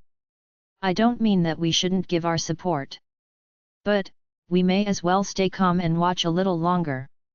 Let the three big sects of the Duchy kingdom deal with the barbarians for the time being. We can try to assess the situation in the meantime, the man with sharp eyebrows and golden pupil said with a sneer. The great head saint must remember the incident that happened 5 years ago. Barbarians had invaded the Shanghai prefecture of our Yan kingdom. They had annihilated several cities within a few days. Then, we the Black Demon sect had allied with the Wind and Fire sect to wipe them out of our territory. But, the three sects of the Duchy kingdom hadn't dispatched many people to support us, the golden pupil man said in a cold voice. The entire hall became silent as they heard this. Several people nodded in his support. The head saint stroked his fingers on his chair's handle a few times, he was expressionless. He also seemed to be persuaded by the golden pupil man's viewpoint. Head saint, that was a small tribal invasion. Besides, we two sects were capable of crushing them without any difficulty. But, the present invasion is entirely different. It can't be compared with the invasion that happened 5 years ago. The barbarians have launched their attack very cleverly and powerfully this time. They may have plotted the entire attack beforehand. Otherwise, they wouldn't have succeeded in conquering the Xinghe city in one night. If we the 7 sects continue to scheme against each other at such a breathtaking moment, then we may suffer a serious consequence. We can even be badly defeated by the barbarians. Then, it would be too late for us to repent. Xie Xingnan's complexion changed. He stood up and put forward his opinion. The man with sharp eyebrows also stood up to express himself as he heard this eloquent speech. The elites of the Black Demon sect had split into 2 groups. One group was headed by Xie Xingnan, and the other by Feng Kongzi, the man with sharp eyebrows. Bilateral disagreement and hostility started to build up as the meeting progressed. Their rivalry was well known in the sect. Well, the two of you don't need to quarrel at this juncture. Let's hear what the other people have to say, the head saint waved his hand and said. Xie Xingnanzi and Feng Kongzi glanced at each other and snorted. Then, they returned to their seats. Suddenly, the sound of hurried footsteps was heard from outside the hall. A middle-aged black-robed man entered the hall with big strides. He looked anxious. He said in a loud voice, "There's a bad news. The great elders of the Black Turtle sect, the Bright Fire sect, and Gong Sun Yu of the Tianyin sect have met with an accident." "What's the matter? Speak slowly." The head saint was startled. He stood up and said. The other people were also thunderstruck. "Your Highness, respected elders and peak hosts, I've just received a message. The strongest warrior of the barbarian race Mang Shang killed Elder Huo Yao when he was practicing in a restricted area of his sect. Elder Gong Sun Yu was ambushed on the same day by several formidable barbarian warriors of the Earth grade when he went on a walk outside his sect. He managed to return to his sect even though he was severely injured in this attack. His injuries are grave, he may not recover for a long time," the man spoke in a trembling voice. People were dumbfounded and aghast as they heard this. The complexion of the head saint of the Black Demon sect changed. He slowly sat down. "Is this true?" Xie Xingnanzi asked in a cold voice. "I received these messages from the spies we have planted in the Black Turtle sect and the Tianyin sect. They sent the messages at the same time. So, there's no mistake," the black-robed man replied after a moment's hesitation. The head saint waved his hand as a hint for the middle-aged man to leave the hall. Everyone's facial expression had turned unsightly. The people who had supported Feng Kongzi wore a sullen look on their faces. They couldn't help but reveal an expression of embarrassment. Chapter 107, Arranging a Magic Circle for the First Time. Translator, Novel Saga Editor, Novel Saga. The Great Head Saint, in light of the present situation, it seems that the barbarian race is plotting something big. If we don't get prepared soon, then perhaps, Xie Nanzi spoke hurriedly. The head saint nodded thoughtfully. Mang Shang is the strongest warrior in the barbarian race. He achieved the middle stage of the Earth grade decades ago. But, Huo Yao was also an extremely formidable warrior. He was at the primary stage of the Earth grade. Mang Shang dared to penetrate the guarded entrance of the Black Turtle sect and kill Huo Yao. This indicates that Mang Shang's cultivation has been upgraded since we last saw him. And, I presume, that this may have something to do with the large-scale invasion of the barbarians. We know that they have conducted this attack on a different level than the previous ones. A black-robed man sitting on the right side spoke. He wore a tiger mask, he was none other than Tiger Bone. Everyone heard these words, but no one spoke. The Great Head Saint, I think this matter involves the Earth-grade powerhouses. So, we must report to the Great Chang Xiao. We should let His Highness take an appropriate decision, Feng Kongzi suggested. The current situation is indeed grave. So, we have no other choice but to disturb His Highness. Transmit the order to dispatch more disciples to prop up the security of our sect. Also, let everyone know that not all disciples are allowed to leave the sect. Check and tighten all the seals placed at various entry gates of the sect. This should be done carefully in order to ward off any barbarian warrior who may be planning to sneak attack, the black-robed old man ordered. Yes. Everyone stood up and replied in unison. Then, they departed from the meeting hall. Xie Nanzi and Feng Kongzi also stepped out of the hall. They glanced at each other with expressionless faces. Then, they parted ways without exchanging any words. Feng Kongzi slowly stepped down the stairs.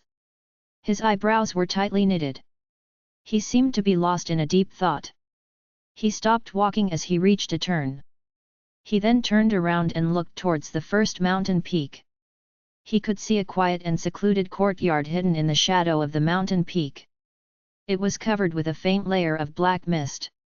The great elder of the Black Demon sect resided in this place.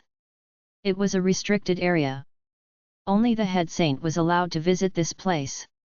Even the mountain hosts and the other elders of the sect were forbidden to go near this place.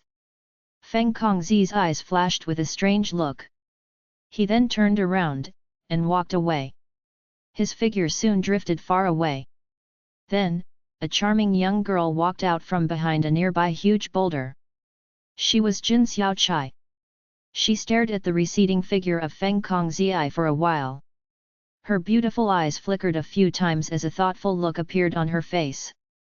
Outside a small courtyard, behind the first mountain peak, the head saint of the Black Demon sect pushed open the door, and stepped in. The courtyard looked ordinary with grey walls and green tiles. It wasn't different from the other courtyards in the sect. The only difference was that there was a small altar in the middle of this yard.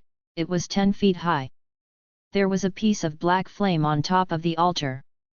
It emitted a continuous burning and crackling sound. The air in the courtyard was relatively thicker. It was possibly so because of the black flame. The black-robed old man seemed to be affected by this. He started to gasp for breath. However, he wasn't visiting this place for the first time. He quickly crossed the altar and arrived in front of the door of the great elder's house. It was behind the altar. This is Zhong Yan. I've come here to talk to the great elder. The black-robed elder bowed towards the door and spoke respectfully. Come in, a dignified voice was heard from inside the room. Then, the door of the room opened by itself. The head saint thanked him and stepped in. The room was spacious. But, it didn't have any table, chair, bed, stool, or other ordinary decorative items and furniture. A few strange patterns were drawn on all the four walls of the room. They were drawn with a dark red paint. Some of the patterns resembled humans, while the others resembled beasts. There were a total of 8 patterns. The room appeared dark and scary from its entrance. A huge black statue was placed in the innermost area of the room. It was the statue of a majestic man who wore a black robe. He had curly red hair like blazing flames. His facial features were ferocious. He had 2 horns on his head, and 2 long canine teeth stuck out of his mouth like a demon. He held a weapon that had a long hilt. It was similar to a 3-pronged fork. His arms were raised high, as if he was about to chop down the enemy. The statue was emitting a threatening aura. This statue was that of the Black Fire God. The Black Demon sect worshipped him. But, there was no worshipping table and incense sticks in front of the statue. It looked strange and picturesque at the same time. A tall silhouette sat on the floor in front of the statue. His face wasn't visible as he sat with his back towards the doorway. The Great Elder, the head saint's face revealed a respectful expression as he said in a soft tone. "What's the matter?" the tall figure asked in a low voice. He didn't even turn around. "I've just received some disturbing news." The head saint recounted the whole event. The matters like the Great Elder of the Black Turtle sect being killed, the Great Elder of Tianyin sect being attacked, and so on.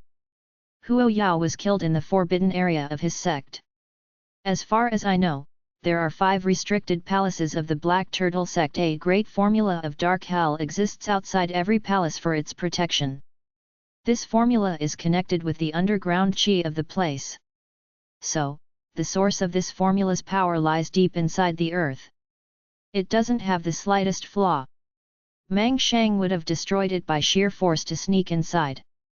He had no other way to break in apart from this option. It seems that he has made a lot of progress in his practice. Perhaps, he might have even reached the last stage of the earth grade. He's indeed blessed with a supernatural talent, the Great Elder laughed as if mocking himself. He didn't stand up. He turned his head and spoke. He had long black hair, they hung down from his shoulders. His skin looked smooth without any trace of wrinkles. He didn't look more than 40 years old. He seemed much younger than the head saint. However, he was over 300 years old. "The Great Elder, we need you to take a decision about how we should deal with this situation," the head saint said softly. "We aren't left with any choice at this juncture. The true strength of the barbarians is something you can't even imagine. Our Black Demon sect wouldn't survive much longer if the 3 big sects of the Da Qi kingdom are annihilated. Gather the disciples of our sect as soon as possible, and dispatch them to support the Da Qi kingdom," the Great Elder ordered without any hesitation. "Yes. Mang Shang has become incredibly strong. So, the other barbarian warriors of Earth grade would also show their entire strength. I must discuss this matter with the Earth grade warriors of the other sects. As for the barbarian armies and ordinary totem warriors, I leave this matter up to you," the Great Elder stood up and said respectfully. The head saint's countenance changed. However, he complied with the order respectfully. The news that the Great Elder of the Black Turtle sect had been killed, and the Great Elder of the Tianyin sect had been badly wounded soon spread across the world. The 3 kingdoms and the 7 big sects were shaken up. Everyone had started to feel insecure. The 7 sects had thoroughly comprehended the intensity of the situation by this time. Therefore, they started to negotiate with each other to form a union. They intended to work together to repel the invasion of the barbarians. The high-level leaders of the Black Demon sect decided against announcing the matter of the barbarians' invasion in public. However, some senior and junior disciples still obtained the information from various sources. They knew about the criticality of the current situation and their formidable enemy. However, most of the primary disciples were still unaware of the grave situation. They were full of enthusiasm, and were busy preparing for the annual competition. Shi Mu had been busy with the closed-door practice.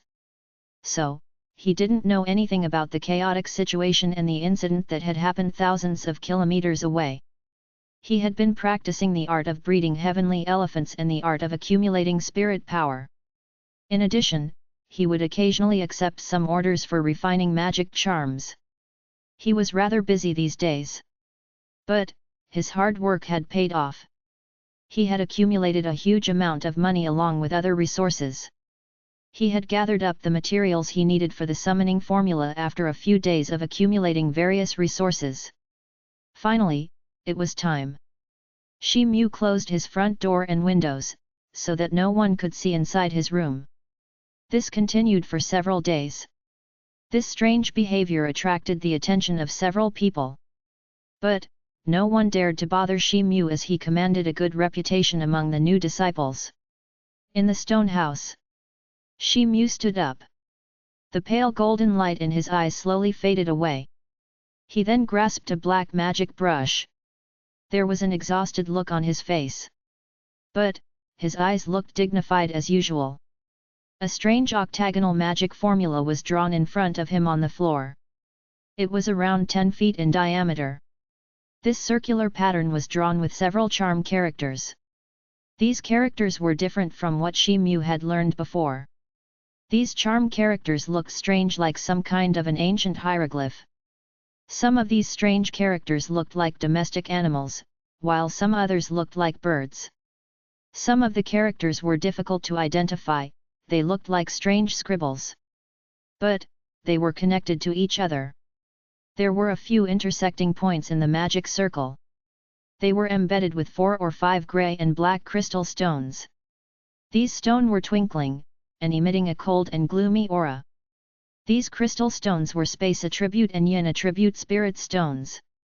They were rarer and more precious than any other spirit stones of the 5 elements.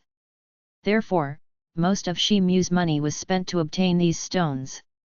Shi Mu exhaled a long breath and put away the magic brush. His complexion looked dignified. Then, he began to read some incantations. Suddenly, the entire magic circle started to exude a faint black light. Shi Mu's complexion became pale as he saw this. He had arranged a magic formula on the ground for the first time. The difficulty and complexity of making this circle couldn't be compared with drawing formulas on magic paper. However, he had completed it within 3 days. Shi Mu sat down cross-legged on the floor. He then took out a spirit-enhancing pill and gulped it down with a heavy heart. He opened his eyes after he had taken several deep breaths. Then, he placed one of his hands on the magic formula to instill his magic power into it. He used his other hand to point at a few places in the formula while he read an incantation. A beam of black light flashed, and fell on various places in the circle as pointed by him. The crystals embedded on it started to emit a dazzling ray of light at the same time. Suddenly, the whole summoning formula started to emit a black light. This light was brighter than before. Then, the charm characters lit up brightly. The rays of light they emitted looked interwoven. It gradually became even brighter. Then, a buzzing sound was heard. Shi Mu started to read the incantation louder than before. The light of the formula continued to get brighter.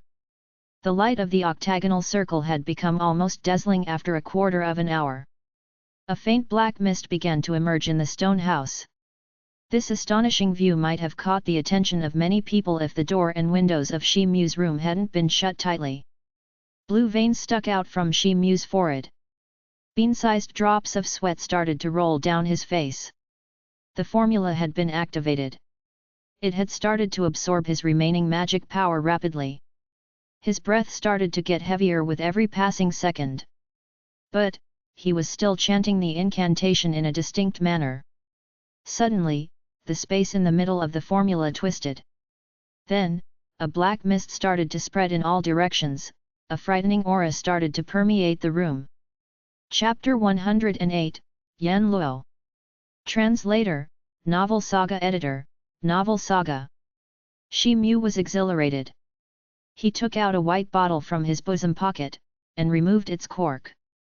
Then, he swung the bottle above the black fog that was being emitted out of the magic formula. A whiz sound was heard. A black fluid flowed out of the bottle, and dripped into the black fog. Then, it disappeared. There was a loud rumbling sound as the black fluid disappeared into the flowing grayish-black fog. Then, the fog started to swirl in the air under the influence of a strange force. It transformed into a grey vapor vortex. It was 10 feet wide. Some large patches of grey fog escaped from the vortex during the process, and spread in all directions. The entire magic formula was soon covered in a layer of grey smoke. Shi Mu had a solemn expression on his face. His eyes were fixed on the circle, and his mouth was reciting an incantation. Suddenly, he pointed out his finger. A streak of black light was shot from his fingertip towards the grey vortex. It submerged into the vortex and vanished. Ping! Ping! A series of crackling sounds were heard. Suddenly, the spirit stones embedded in the circle crumbled into several fragments. Crackling, a crisp sound was heard. Suddenly, a black electric arc emerged in the middle of the black vortex. It was as thick as an arm. It wriggled in the air for a while, and then disappeared. The entire stone house trembled for a moment. Then, the rays of light being emitted by the octagonal formula got extinguished. Also, the black vortex swirling in the center of the circular pattern vanished without a trace. It was replaced by a fuzzy and small human figure with a petite stature. There was still a plume of grey fog in the air that hadn't yet disappeared. It was twisting and twining around the thin stature like a long thread of smoke. So, the face of the figure couldn't be seen clearly. Shi Mu stood up and gazed towards the fuzzy silhouette. Suddenly, he thought of something and hurriedly grabbed his black blade. Then, he fished out a stack of paper charms from his bosom. Then, something strange happened. The fuzzy figure stood motionless. It didn't move even a little. Shi Mu felt a little relieved as he saw this. The silhouette grew a bit clearer as the plume of grey fog dissipated. It was an ash-grey human skeleton. Surprisingly, it was shorter than Shi Mu. It stood in the center of the circular formula. 2 green flames were burning within its eye sockets. They'd flicker every now and then. Shi Mu moved closer to it and looked at it carefully. He quickly sensed the spirit mark that he had previously planted on this skeleton's body with the help of the capturing spirit technique. This indicated that this was the same skeleton that he had chosen in the dead spirit world. Shi Mu's heart rejoiced as he realized this. However, he felt surprised as he sized up the skeleton from top to bottom. The present skeleton seemed to be different from the one that he had seen in the dead spirit world. He clearly remembered the day when he was in the dead spirit world.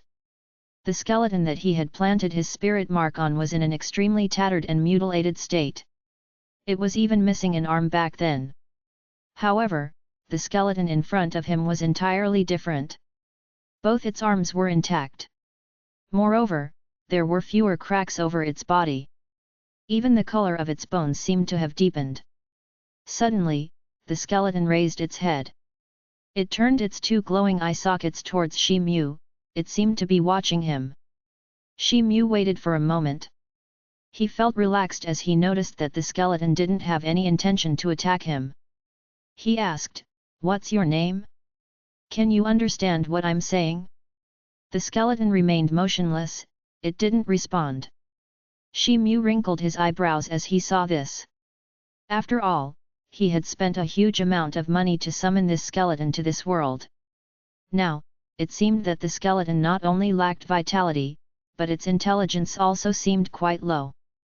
He started to feel sympathetic towards young Master Ju since the man had used up his entire savings to summon the parrot to this world. Shi Mu could understand his pain better than anyone else because he also felt very dejected in this moment. However, Cai could at least speak.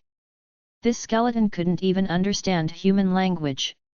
Suddenly, Shi Mu noticed that the green flames in the skeleton's eye sockets were flickering. Then, the skeleton nodded its head. Shi Mu was startled. Then, his heart was overwhelmed with exhilaration.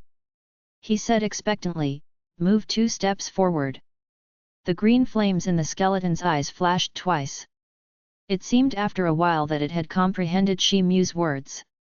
It took 2 steps forward in a staggering manner. This response is too slow. Shi Mu was dumbstruck. Sit down, he ordered again. The skeleton swayed its head. It tried to sit down on the floor after a while. A few creaking sounds of bones were heard as it bent down to sit. Shi Mu's face revealed a trace of satisfaction. The skeleton was dim-witted. However, it seemed to have an excellent trait of honesty. Shi Mu recollected that he hadn't yet formed a genuine master-servant contract with him.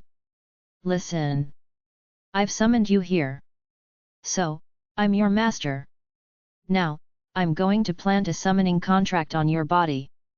You don't need to resist. Shi Mu had a feeling that the skeleton might launch a sudden attack. So, he was little vigilant. He walked up to it as he spoke to it in a slow manner. The green flames within the skeleton's eye sockets twinkled. However, nothing abnormal happened.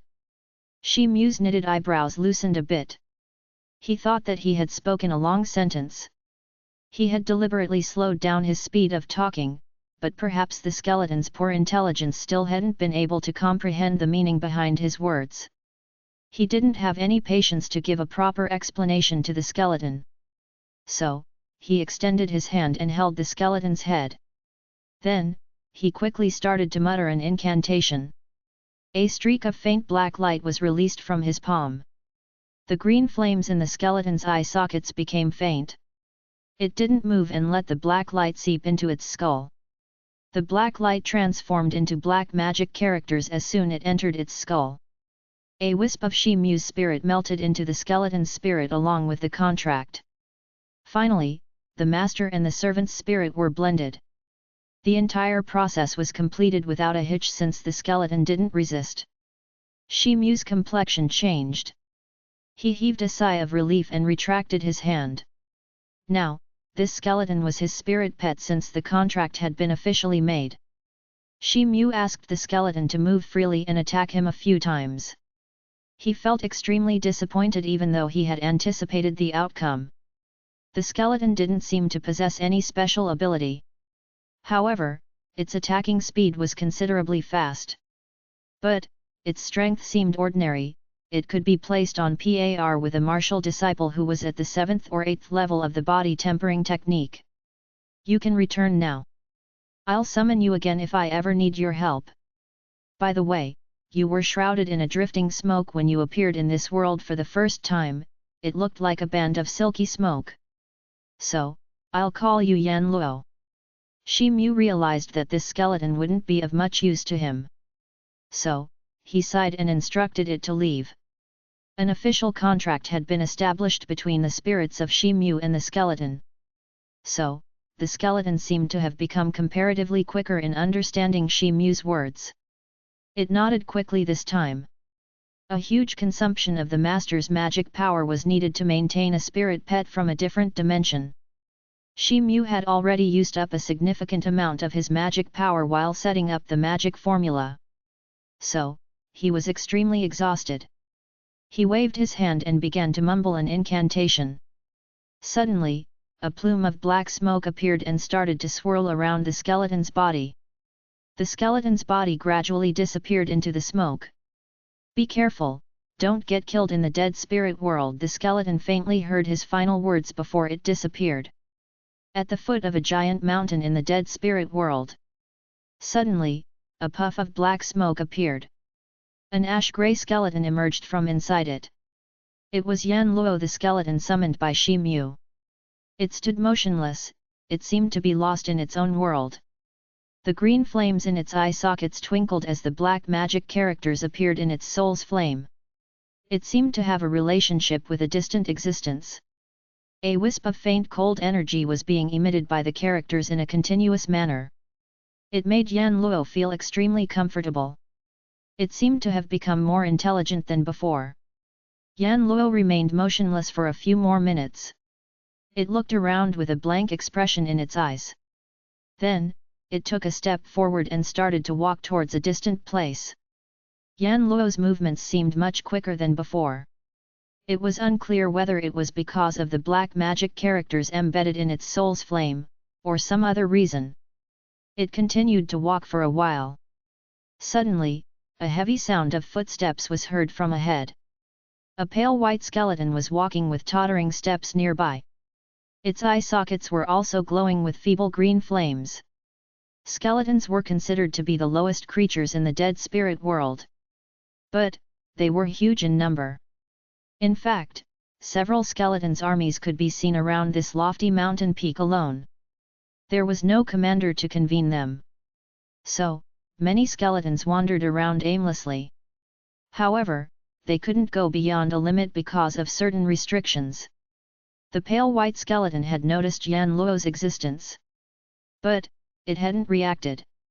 The skeletons were considered low-grade creatures in the dead spirit world.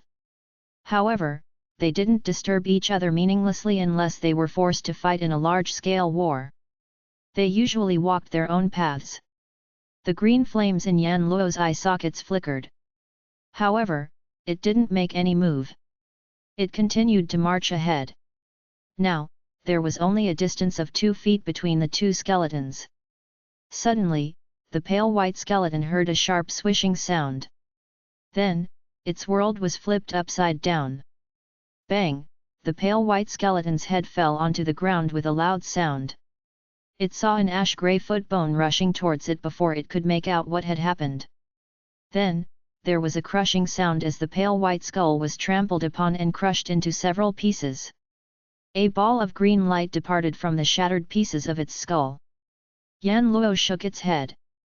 Then, it opened its mouth and sucked the green light ball. The green flames within its eye sockets brightened up, as if to reveal a satisfied look. Yan Luo squatted down near the headless pale white skeleton. It stretched out its hand and picked up some bones that looked relatively firm. Then, it used them to replace some tattered bones from its own body.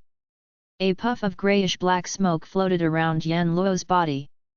Then, an arm and some of the ribs in its body turned white.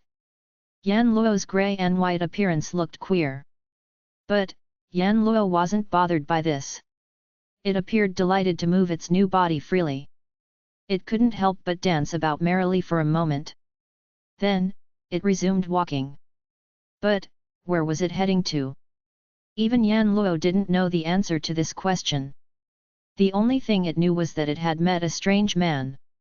An inexplicable thought was endlessly bubbling up in its mind. This thought drove him to become stronger. Also, a roaring sound kept reverberating in its heart. It constantly reminded Yan Luo that it didn't have much time left, and that it had to find something that it had once lost. But, what did it wish to retrieve? Yan Luo wondered about this. But, its head was clouded by murkiness. Therefore, it couldn't find any answer. It subconsciously continued to totter down the path. It knew that walking down the road ahead was similar to sinking down an unending abyss. Chapter 109, Ambushing the Barbarians. Translator, Novel Saga Editor, Novel Saga. 1 year later. In Mao City, situated in Fortress Prefecture Fu of the Dachi Kingdom. Shi Mu was attired in black clothes. A silver dagger and a black blade were sheathed and hung on his back. His eyes were closed. He sat cross-legged on a branch of a huge tree. He was surrounded by several tree branches. 2 or 3 years had passed in a blink of an eye since he had left the fishing village. His appearance and stature had undergone major changes during this time. However, his big eyes and thick eyebrows hadn't changed. But, his face looked more conspicuous and resolute because of years of hard training. Even his facial features had become more distinct.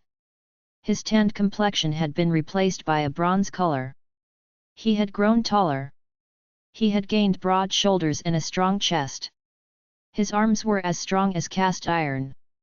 He had gained several distinct personality traits apart from the innate stubbornness and wildness that he had always possessed. Shi Mu breathed freely since there was no one around. His entire body was covered in thick foliage. It seemed that there were no other living creatures in this small forest. A rustling sound of sand could be heard occasionally. It seemed to be blown around by the wind. These factors gave a unique and desolate feeling to the forest. The Mao city had fallen under the invasion of the barbarian race a year ago. Shi Mu had witnessed countless tragic scenes throughout his journey. The people seemed to be trapped in a terrible situation. Several villages in the prefecture had been slaughtered and plundered by the barbarians. Innumerable fertile lands had been trampled upon by the barbarian horse riders. A huge number of young men were harnessed. They were treated like servants and domestic animals. They were now under the control of barbarians. Their masters whipped them whenever they pleased. The bare bodies of several women could be seen scattered around. The elderly and children had met with a relatively quicker death. Their slaughtered corpses could be seen lying around in the streets. This act of unparalleled savagery had drained the last bit of composure from Shi Mu's head. His murderous intention had grown stronger with each passing day. After all, he belonged to the human race. Moreover, the Dachi kingdom was his birthplace. There was a barbarian stronghold outside the forest. It was established as one of the 8 army bases of the barbarian race in this vicinity. This stronghold belonged to the army of horse riders. Shi Mu's current mission was to ambush the mounted scouts who patrolled the vicinity of this stronghold. Thump! Thump! Thump! Suddenly, a faint sound of horses' hoof trotting towards the woods was heard. It started to grow louder with each passing moment. Shi Mu's ears moved as he opened his eyes wide. A faint golden gleam flashed in them. He then peeked through the leaves of the tree and saw a group of approximately 10 barbarian soldiers. They were riding in his direction. The mounted troops were tall and sturdy. Each one of them was at least 10 feet tall. They were carried spears on their shoulders. These spears were made of bones. They also carried stone axes. The axes were hung from their waists. Even their horses seemed to be stronger and taller than normal horses. How could an ordinary horse bear the enormous weight of these riders and their weapons? The leader of these troops was an exceptionally formidable young individual. His right arm was thicker than Shi Mu's thigh. He held a 10 feet long mace in his hand. It looked extremely heavy. A striking totem of a howling blue lion was engraved on his bare chest. Some information about the barbarians flashed through Shi Mu's mind as he examined these riders. The leaders of the barbarians' patrolling groups were usually Hotian-level totem warriors. They were almost at the same level as normal Hotian warriors of the human race. Shi Mu quietly moved his hand and reached for the black blade that hung on his back. He narrowed his eyes, they revealed a strong sense of hatred, and an intention to kill. The leader of the troops looked vigilant. This military stronghold had been sneak attacked by strong human martial warriors a month ago. This had caused a great damage to their unit. Something strange happened as they crossed a big tree. Bang! A loud sound was heard. Suddenly, the dense foliage of the big tree burst open. Then, a large streak of cold light cascaded down on the head of the leader of the barbarian troops. 13 blade shadows emerged along with the cold light. They were shot by a black-robed youth from behind the leaves. The youth was none other than Shi Mu. Roar! The young barbarian leader looked around in an angry manner. Suddenly, his arms grew even stronger and bulkier than before. Surprisingly, the hair of the blue lion in the totem started to sprout from his skin. He quickly wielded his heavy mace, and a light arc streaked across the air. It was followed by a fierce cold wind. His mace advanced extremely fast to meet the black blade shadows. It appeared like a vicious flood dragon that had left its den. Boom! An explosive sound burst out. The 13 black blade shadows dissipated with a loud rumble. However, the mace had also been blocked. Shi Mu felt a chill in his heart. He had always been confident of his inhuman strength. But, he had never thought that his enemy's brutal force would reach his arm with a mere touch of their weapons. His right arm had received a huge shock. It was trembling severely. He felt a tingling pain and a sense of numbness in his right arm. The barbarian leader seemed to have the strength of a Hotian middle-level warrior. Shi Mu had understood the situation. Therefore, he somersaulted in the air to minimize the impact of the attack. However, the pursuing mace didn't even slow down. It continued to advance towards him with great speed. A strange look flashed across Shi Mu's eyes. He was still mid-air. He hastily stimulated his magic power, and it rushed towards his hand. He hurriedly infused it into his black blade, and wielded it mid-air. A thick red blade shadow flashed, and collided with the approaching mace. The collision set off a massive and dazzling fire in the air. The barbarian leader felt a scorching heat wave press against his face. He could see nothing but the blazing fire. His hands had been stung from the blow, so much so, that he almost loosened his grip from the mace. His horse was in an even worse condition even though it was huge in size. How could a horse withstand two gigantic attacks by Shi Mu in succession? Its legs finally gave way, and it collapsed onto the ground. The barbarian leader somersaulted in the air and stood firm. He held the mace in front of his chest to resist further strikes. Shi Mu also fell down from the tree. He felt a tingling pain and numbness in his right arm. He couldn't even use his right arm for a while. But, his left hand had already moved into action, and was posed in a strange gesture. His lips moved and started to mutter some incantations. Then, he opened his mouth and spouted a small group of white clouds like an arrow. The two warriors stood close to each other. However, the barbarian leader hadn't expected such an attack. So, he couldn't dodge it. A puff sound was heard. The white ball of clouds passed through the mace and submerged into the chest of the barbarian leader. Bang! The upper half of his body was blown up with a huge explosion. His blood scattered like heavy rains. His head rolled over to one side. It seemed that the battle had took a long time. However, the entire incident had taken place in a fleeting second. The remaining barbarian soldiers were alarmed to witness the death of their leader. They aimed and flung their bone spears at Shi Mu.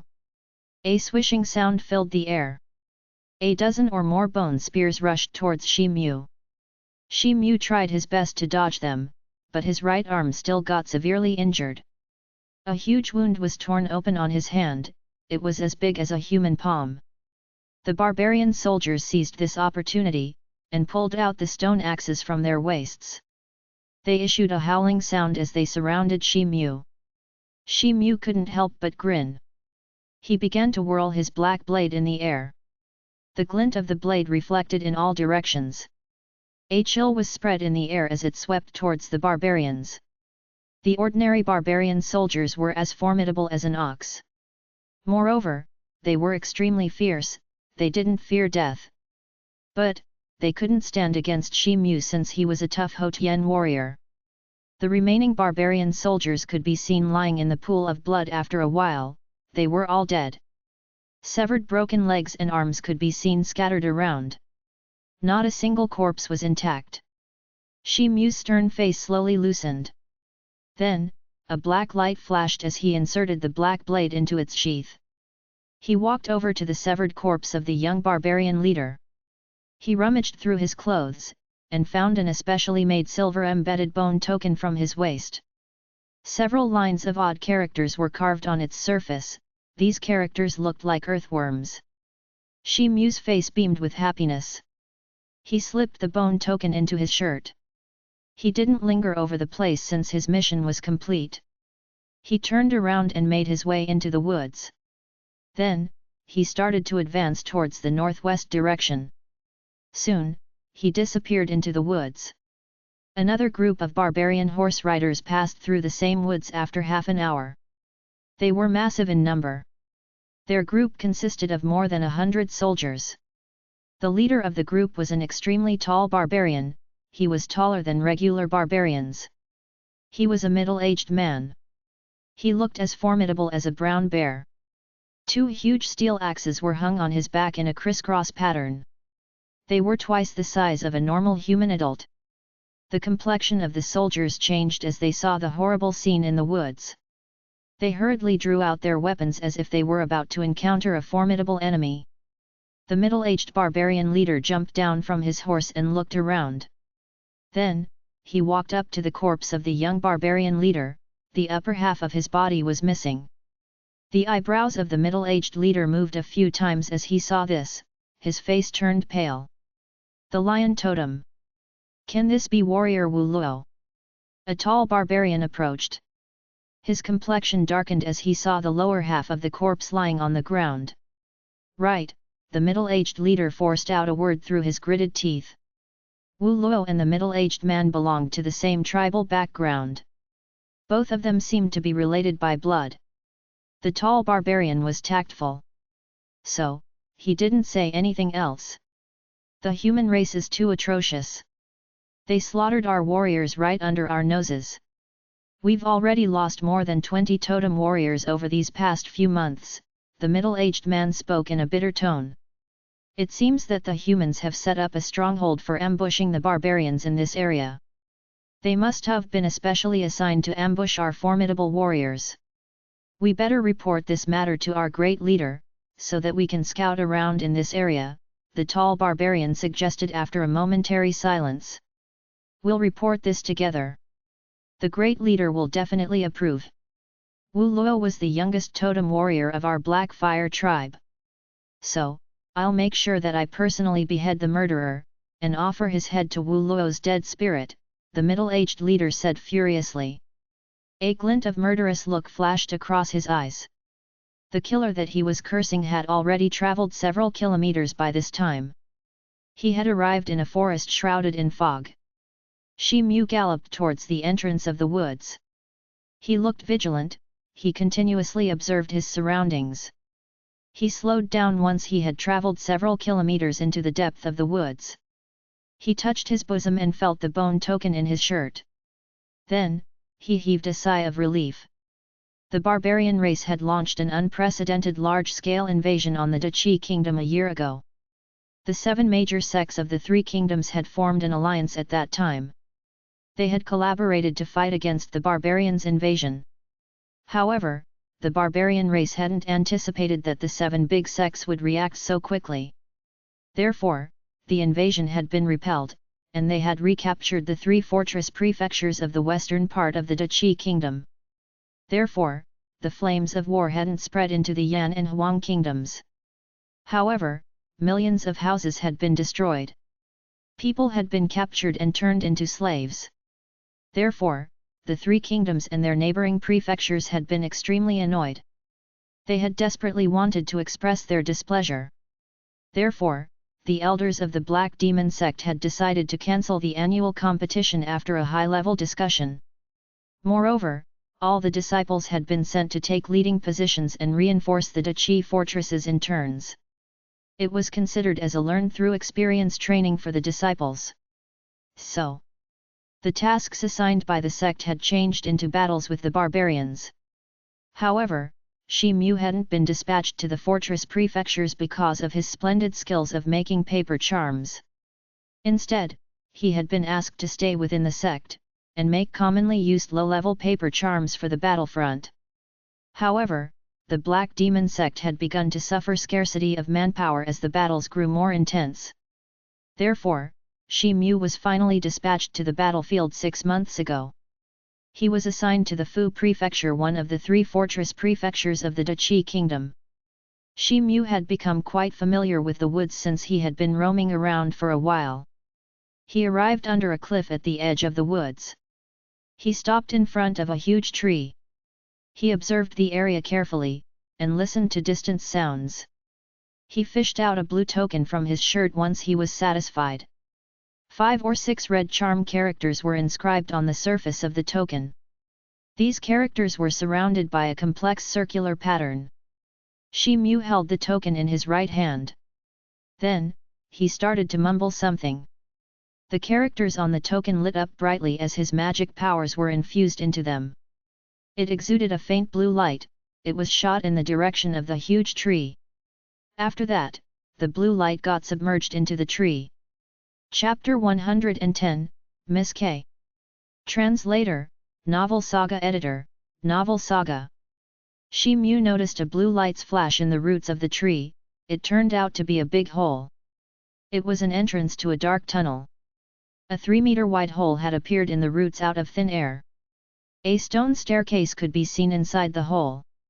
Shi Mu entered the tunnel. The air in the tunnel rippled as Shi Mu stepped inside.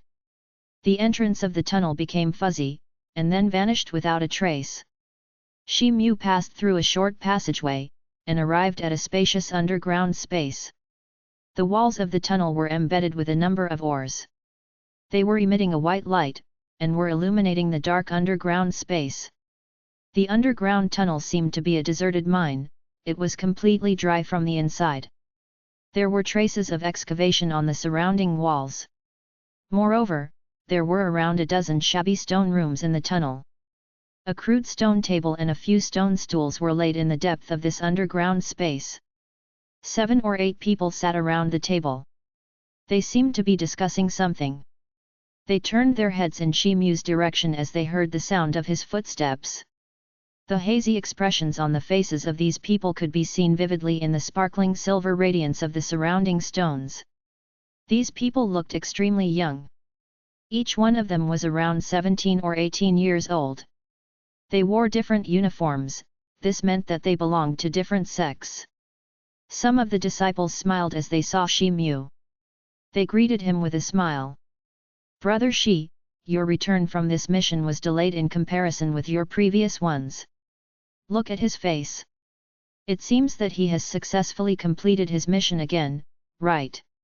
Shi Mu smiled and nodded to the surrounding people. Then, he acknowledged the disciples who had greeted him. "Ah! Brother Shi, are you injured?" a delightful female voice rang out. It belonged to a 16 or 17 years old girl. She wore a green robe. Her bright eyes flickered like a star. She had a pointed nose and fair skin.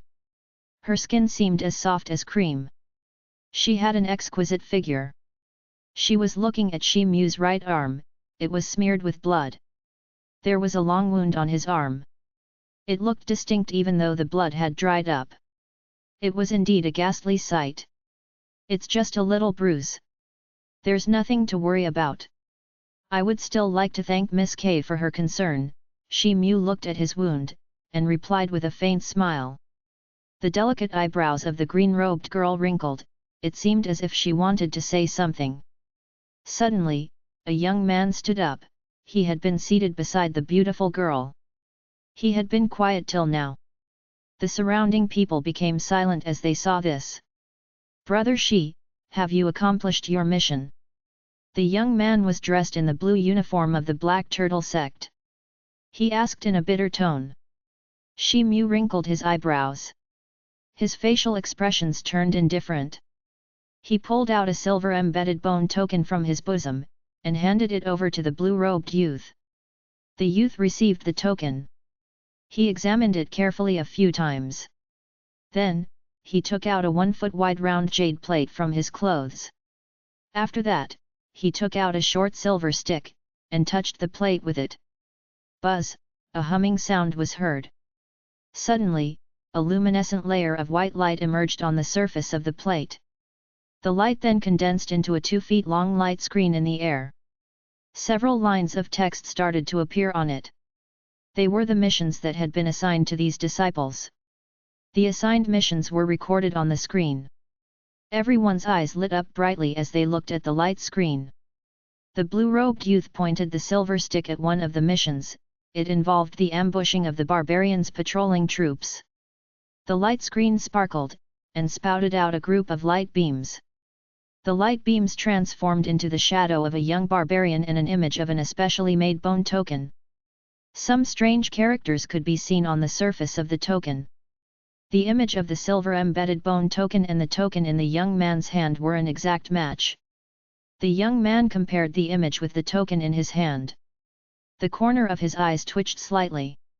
His facial expression became indifferent as he gave a reluctant nod.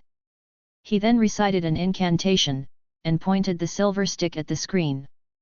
The light screen flashed, and that mission disappeared from the screen.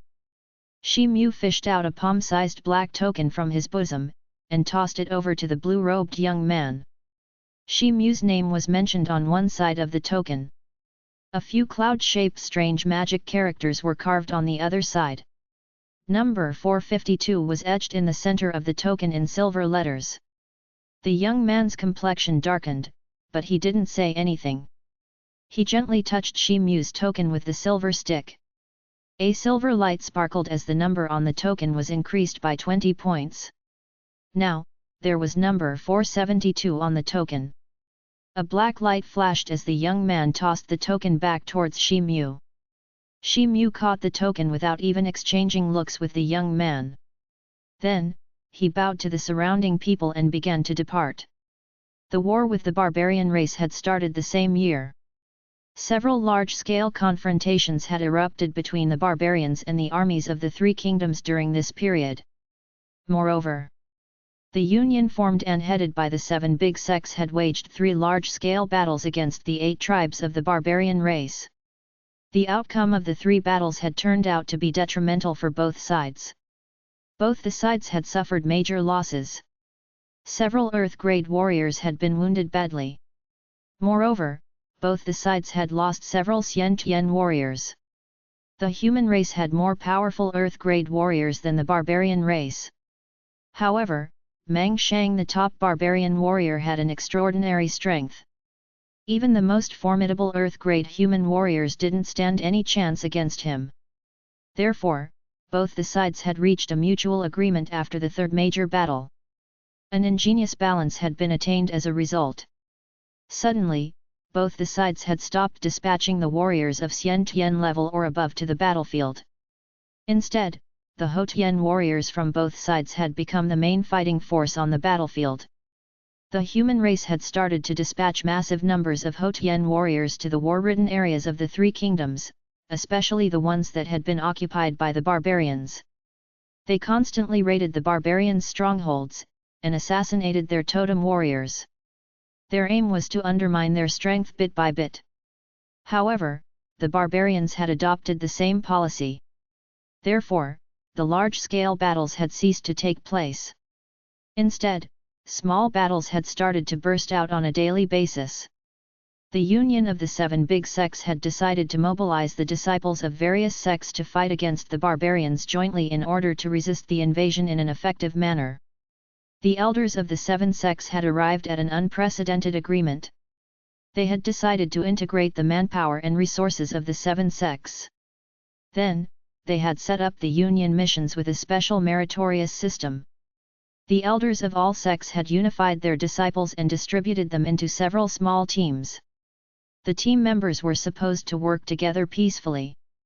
Each team was assigned various missions, and was directed to coordinate with the official armies of the Three Kingdoms. These teams were sent to fight against the barbarians' invasion. There was also a mission system. The Union rewarded a disciple with feat points once he or she completed the assigned mission. These feat points were to be exchanged for training resources from the Union's strongholds or their respective sects. The missions issued by the Union differed on the basis of their difficulty levels. The most dangerous task was to be assigned to the forefront with instructions to infiltrate deep into the barbarians' strongholds like Shi Mu's team. However, no one had specifically targeted Shi Mu in terms of sending him on such a perilous mission. Instead, the Union had issued this death order to the disciples of all the sects in order to resist the barbarians in an effective manner. The sects had made a rule: every disciple had to stay at the battlefront for at least 1 year before they could apply for a transfer to some other place. This mine tunnel was one of the secret strongholds on their front line. Several disciples of various sects were gathered here as a team. Most of them were primary or junior stage Houtian warriors. They constituted a group of formidable and elite warriors. They were mostly assigned to assassinate barbarian totem warriors and gather top intelligence about the enemy. Therefore, this group was the strongest stronghold of the Union.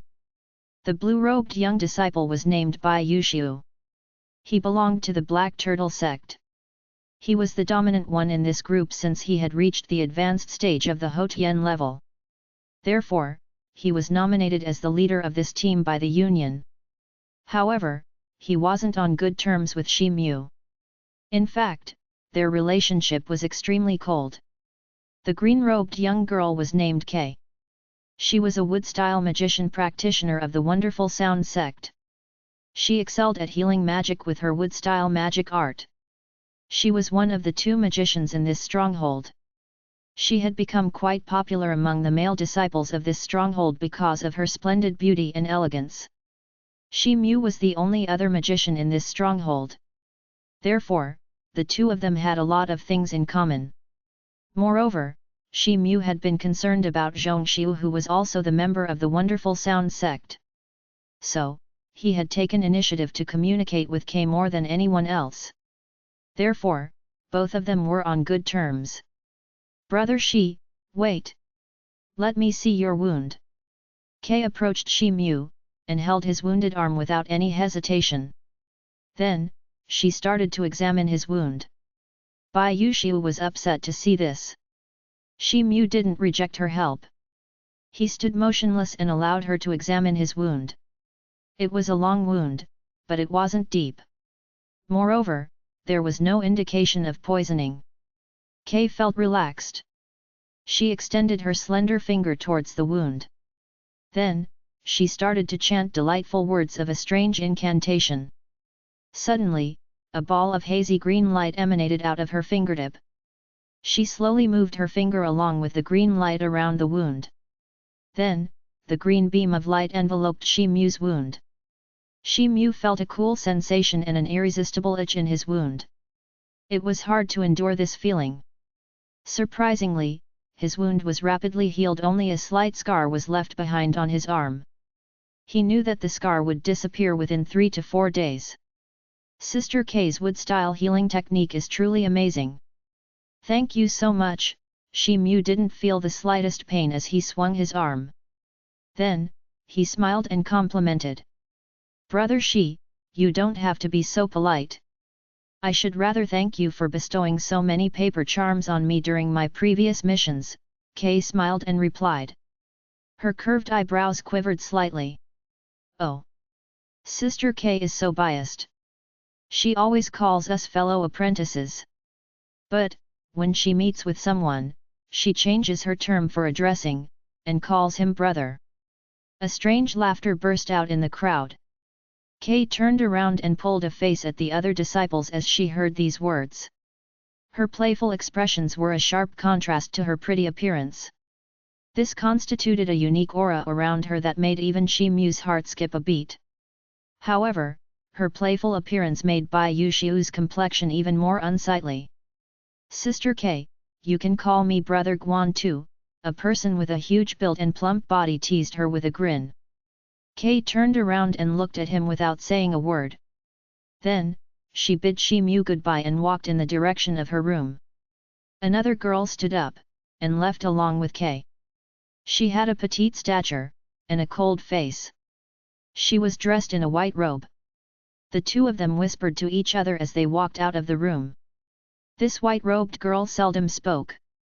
Shi Mu knew that she was a female disciple of the Tianyin sect, and was on good terms with Kay. Shi Mu also turned around and advanced towards his stone room without responding to anyone. His room was situated deep inside the mine. It was the most peaceful area of this tunnel. Shi Mu changed into clean clothes as soon as he entered his room. Suddenly, someone knocked on his door. Shi Mu frowned.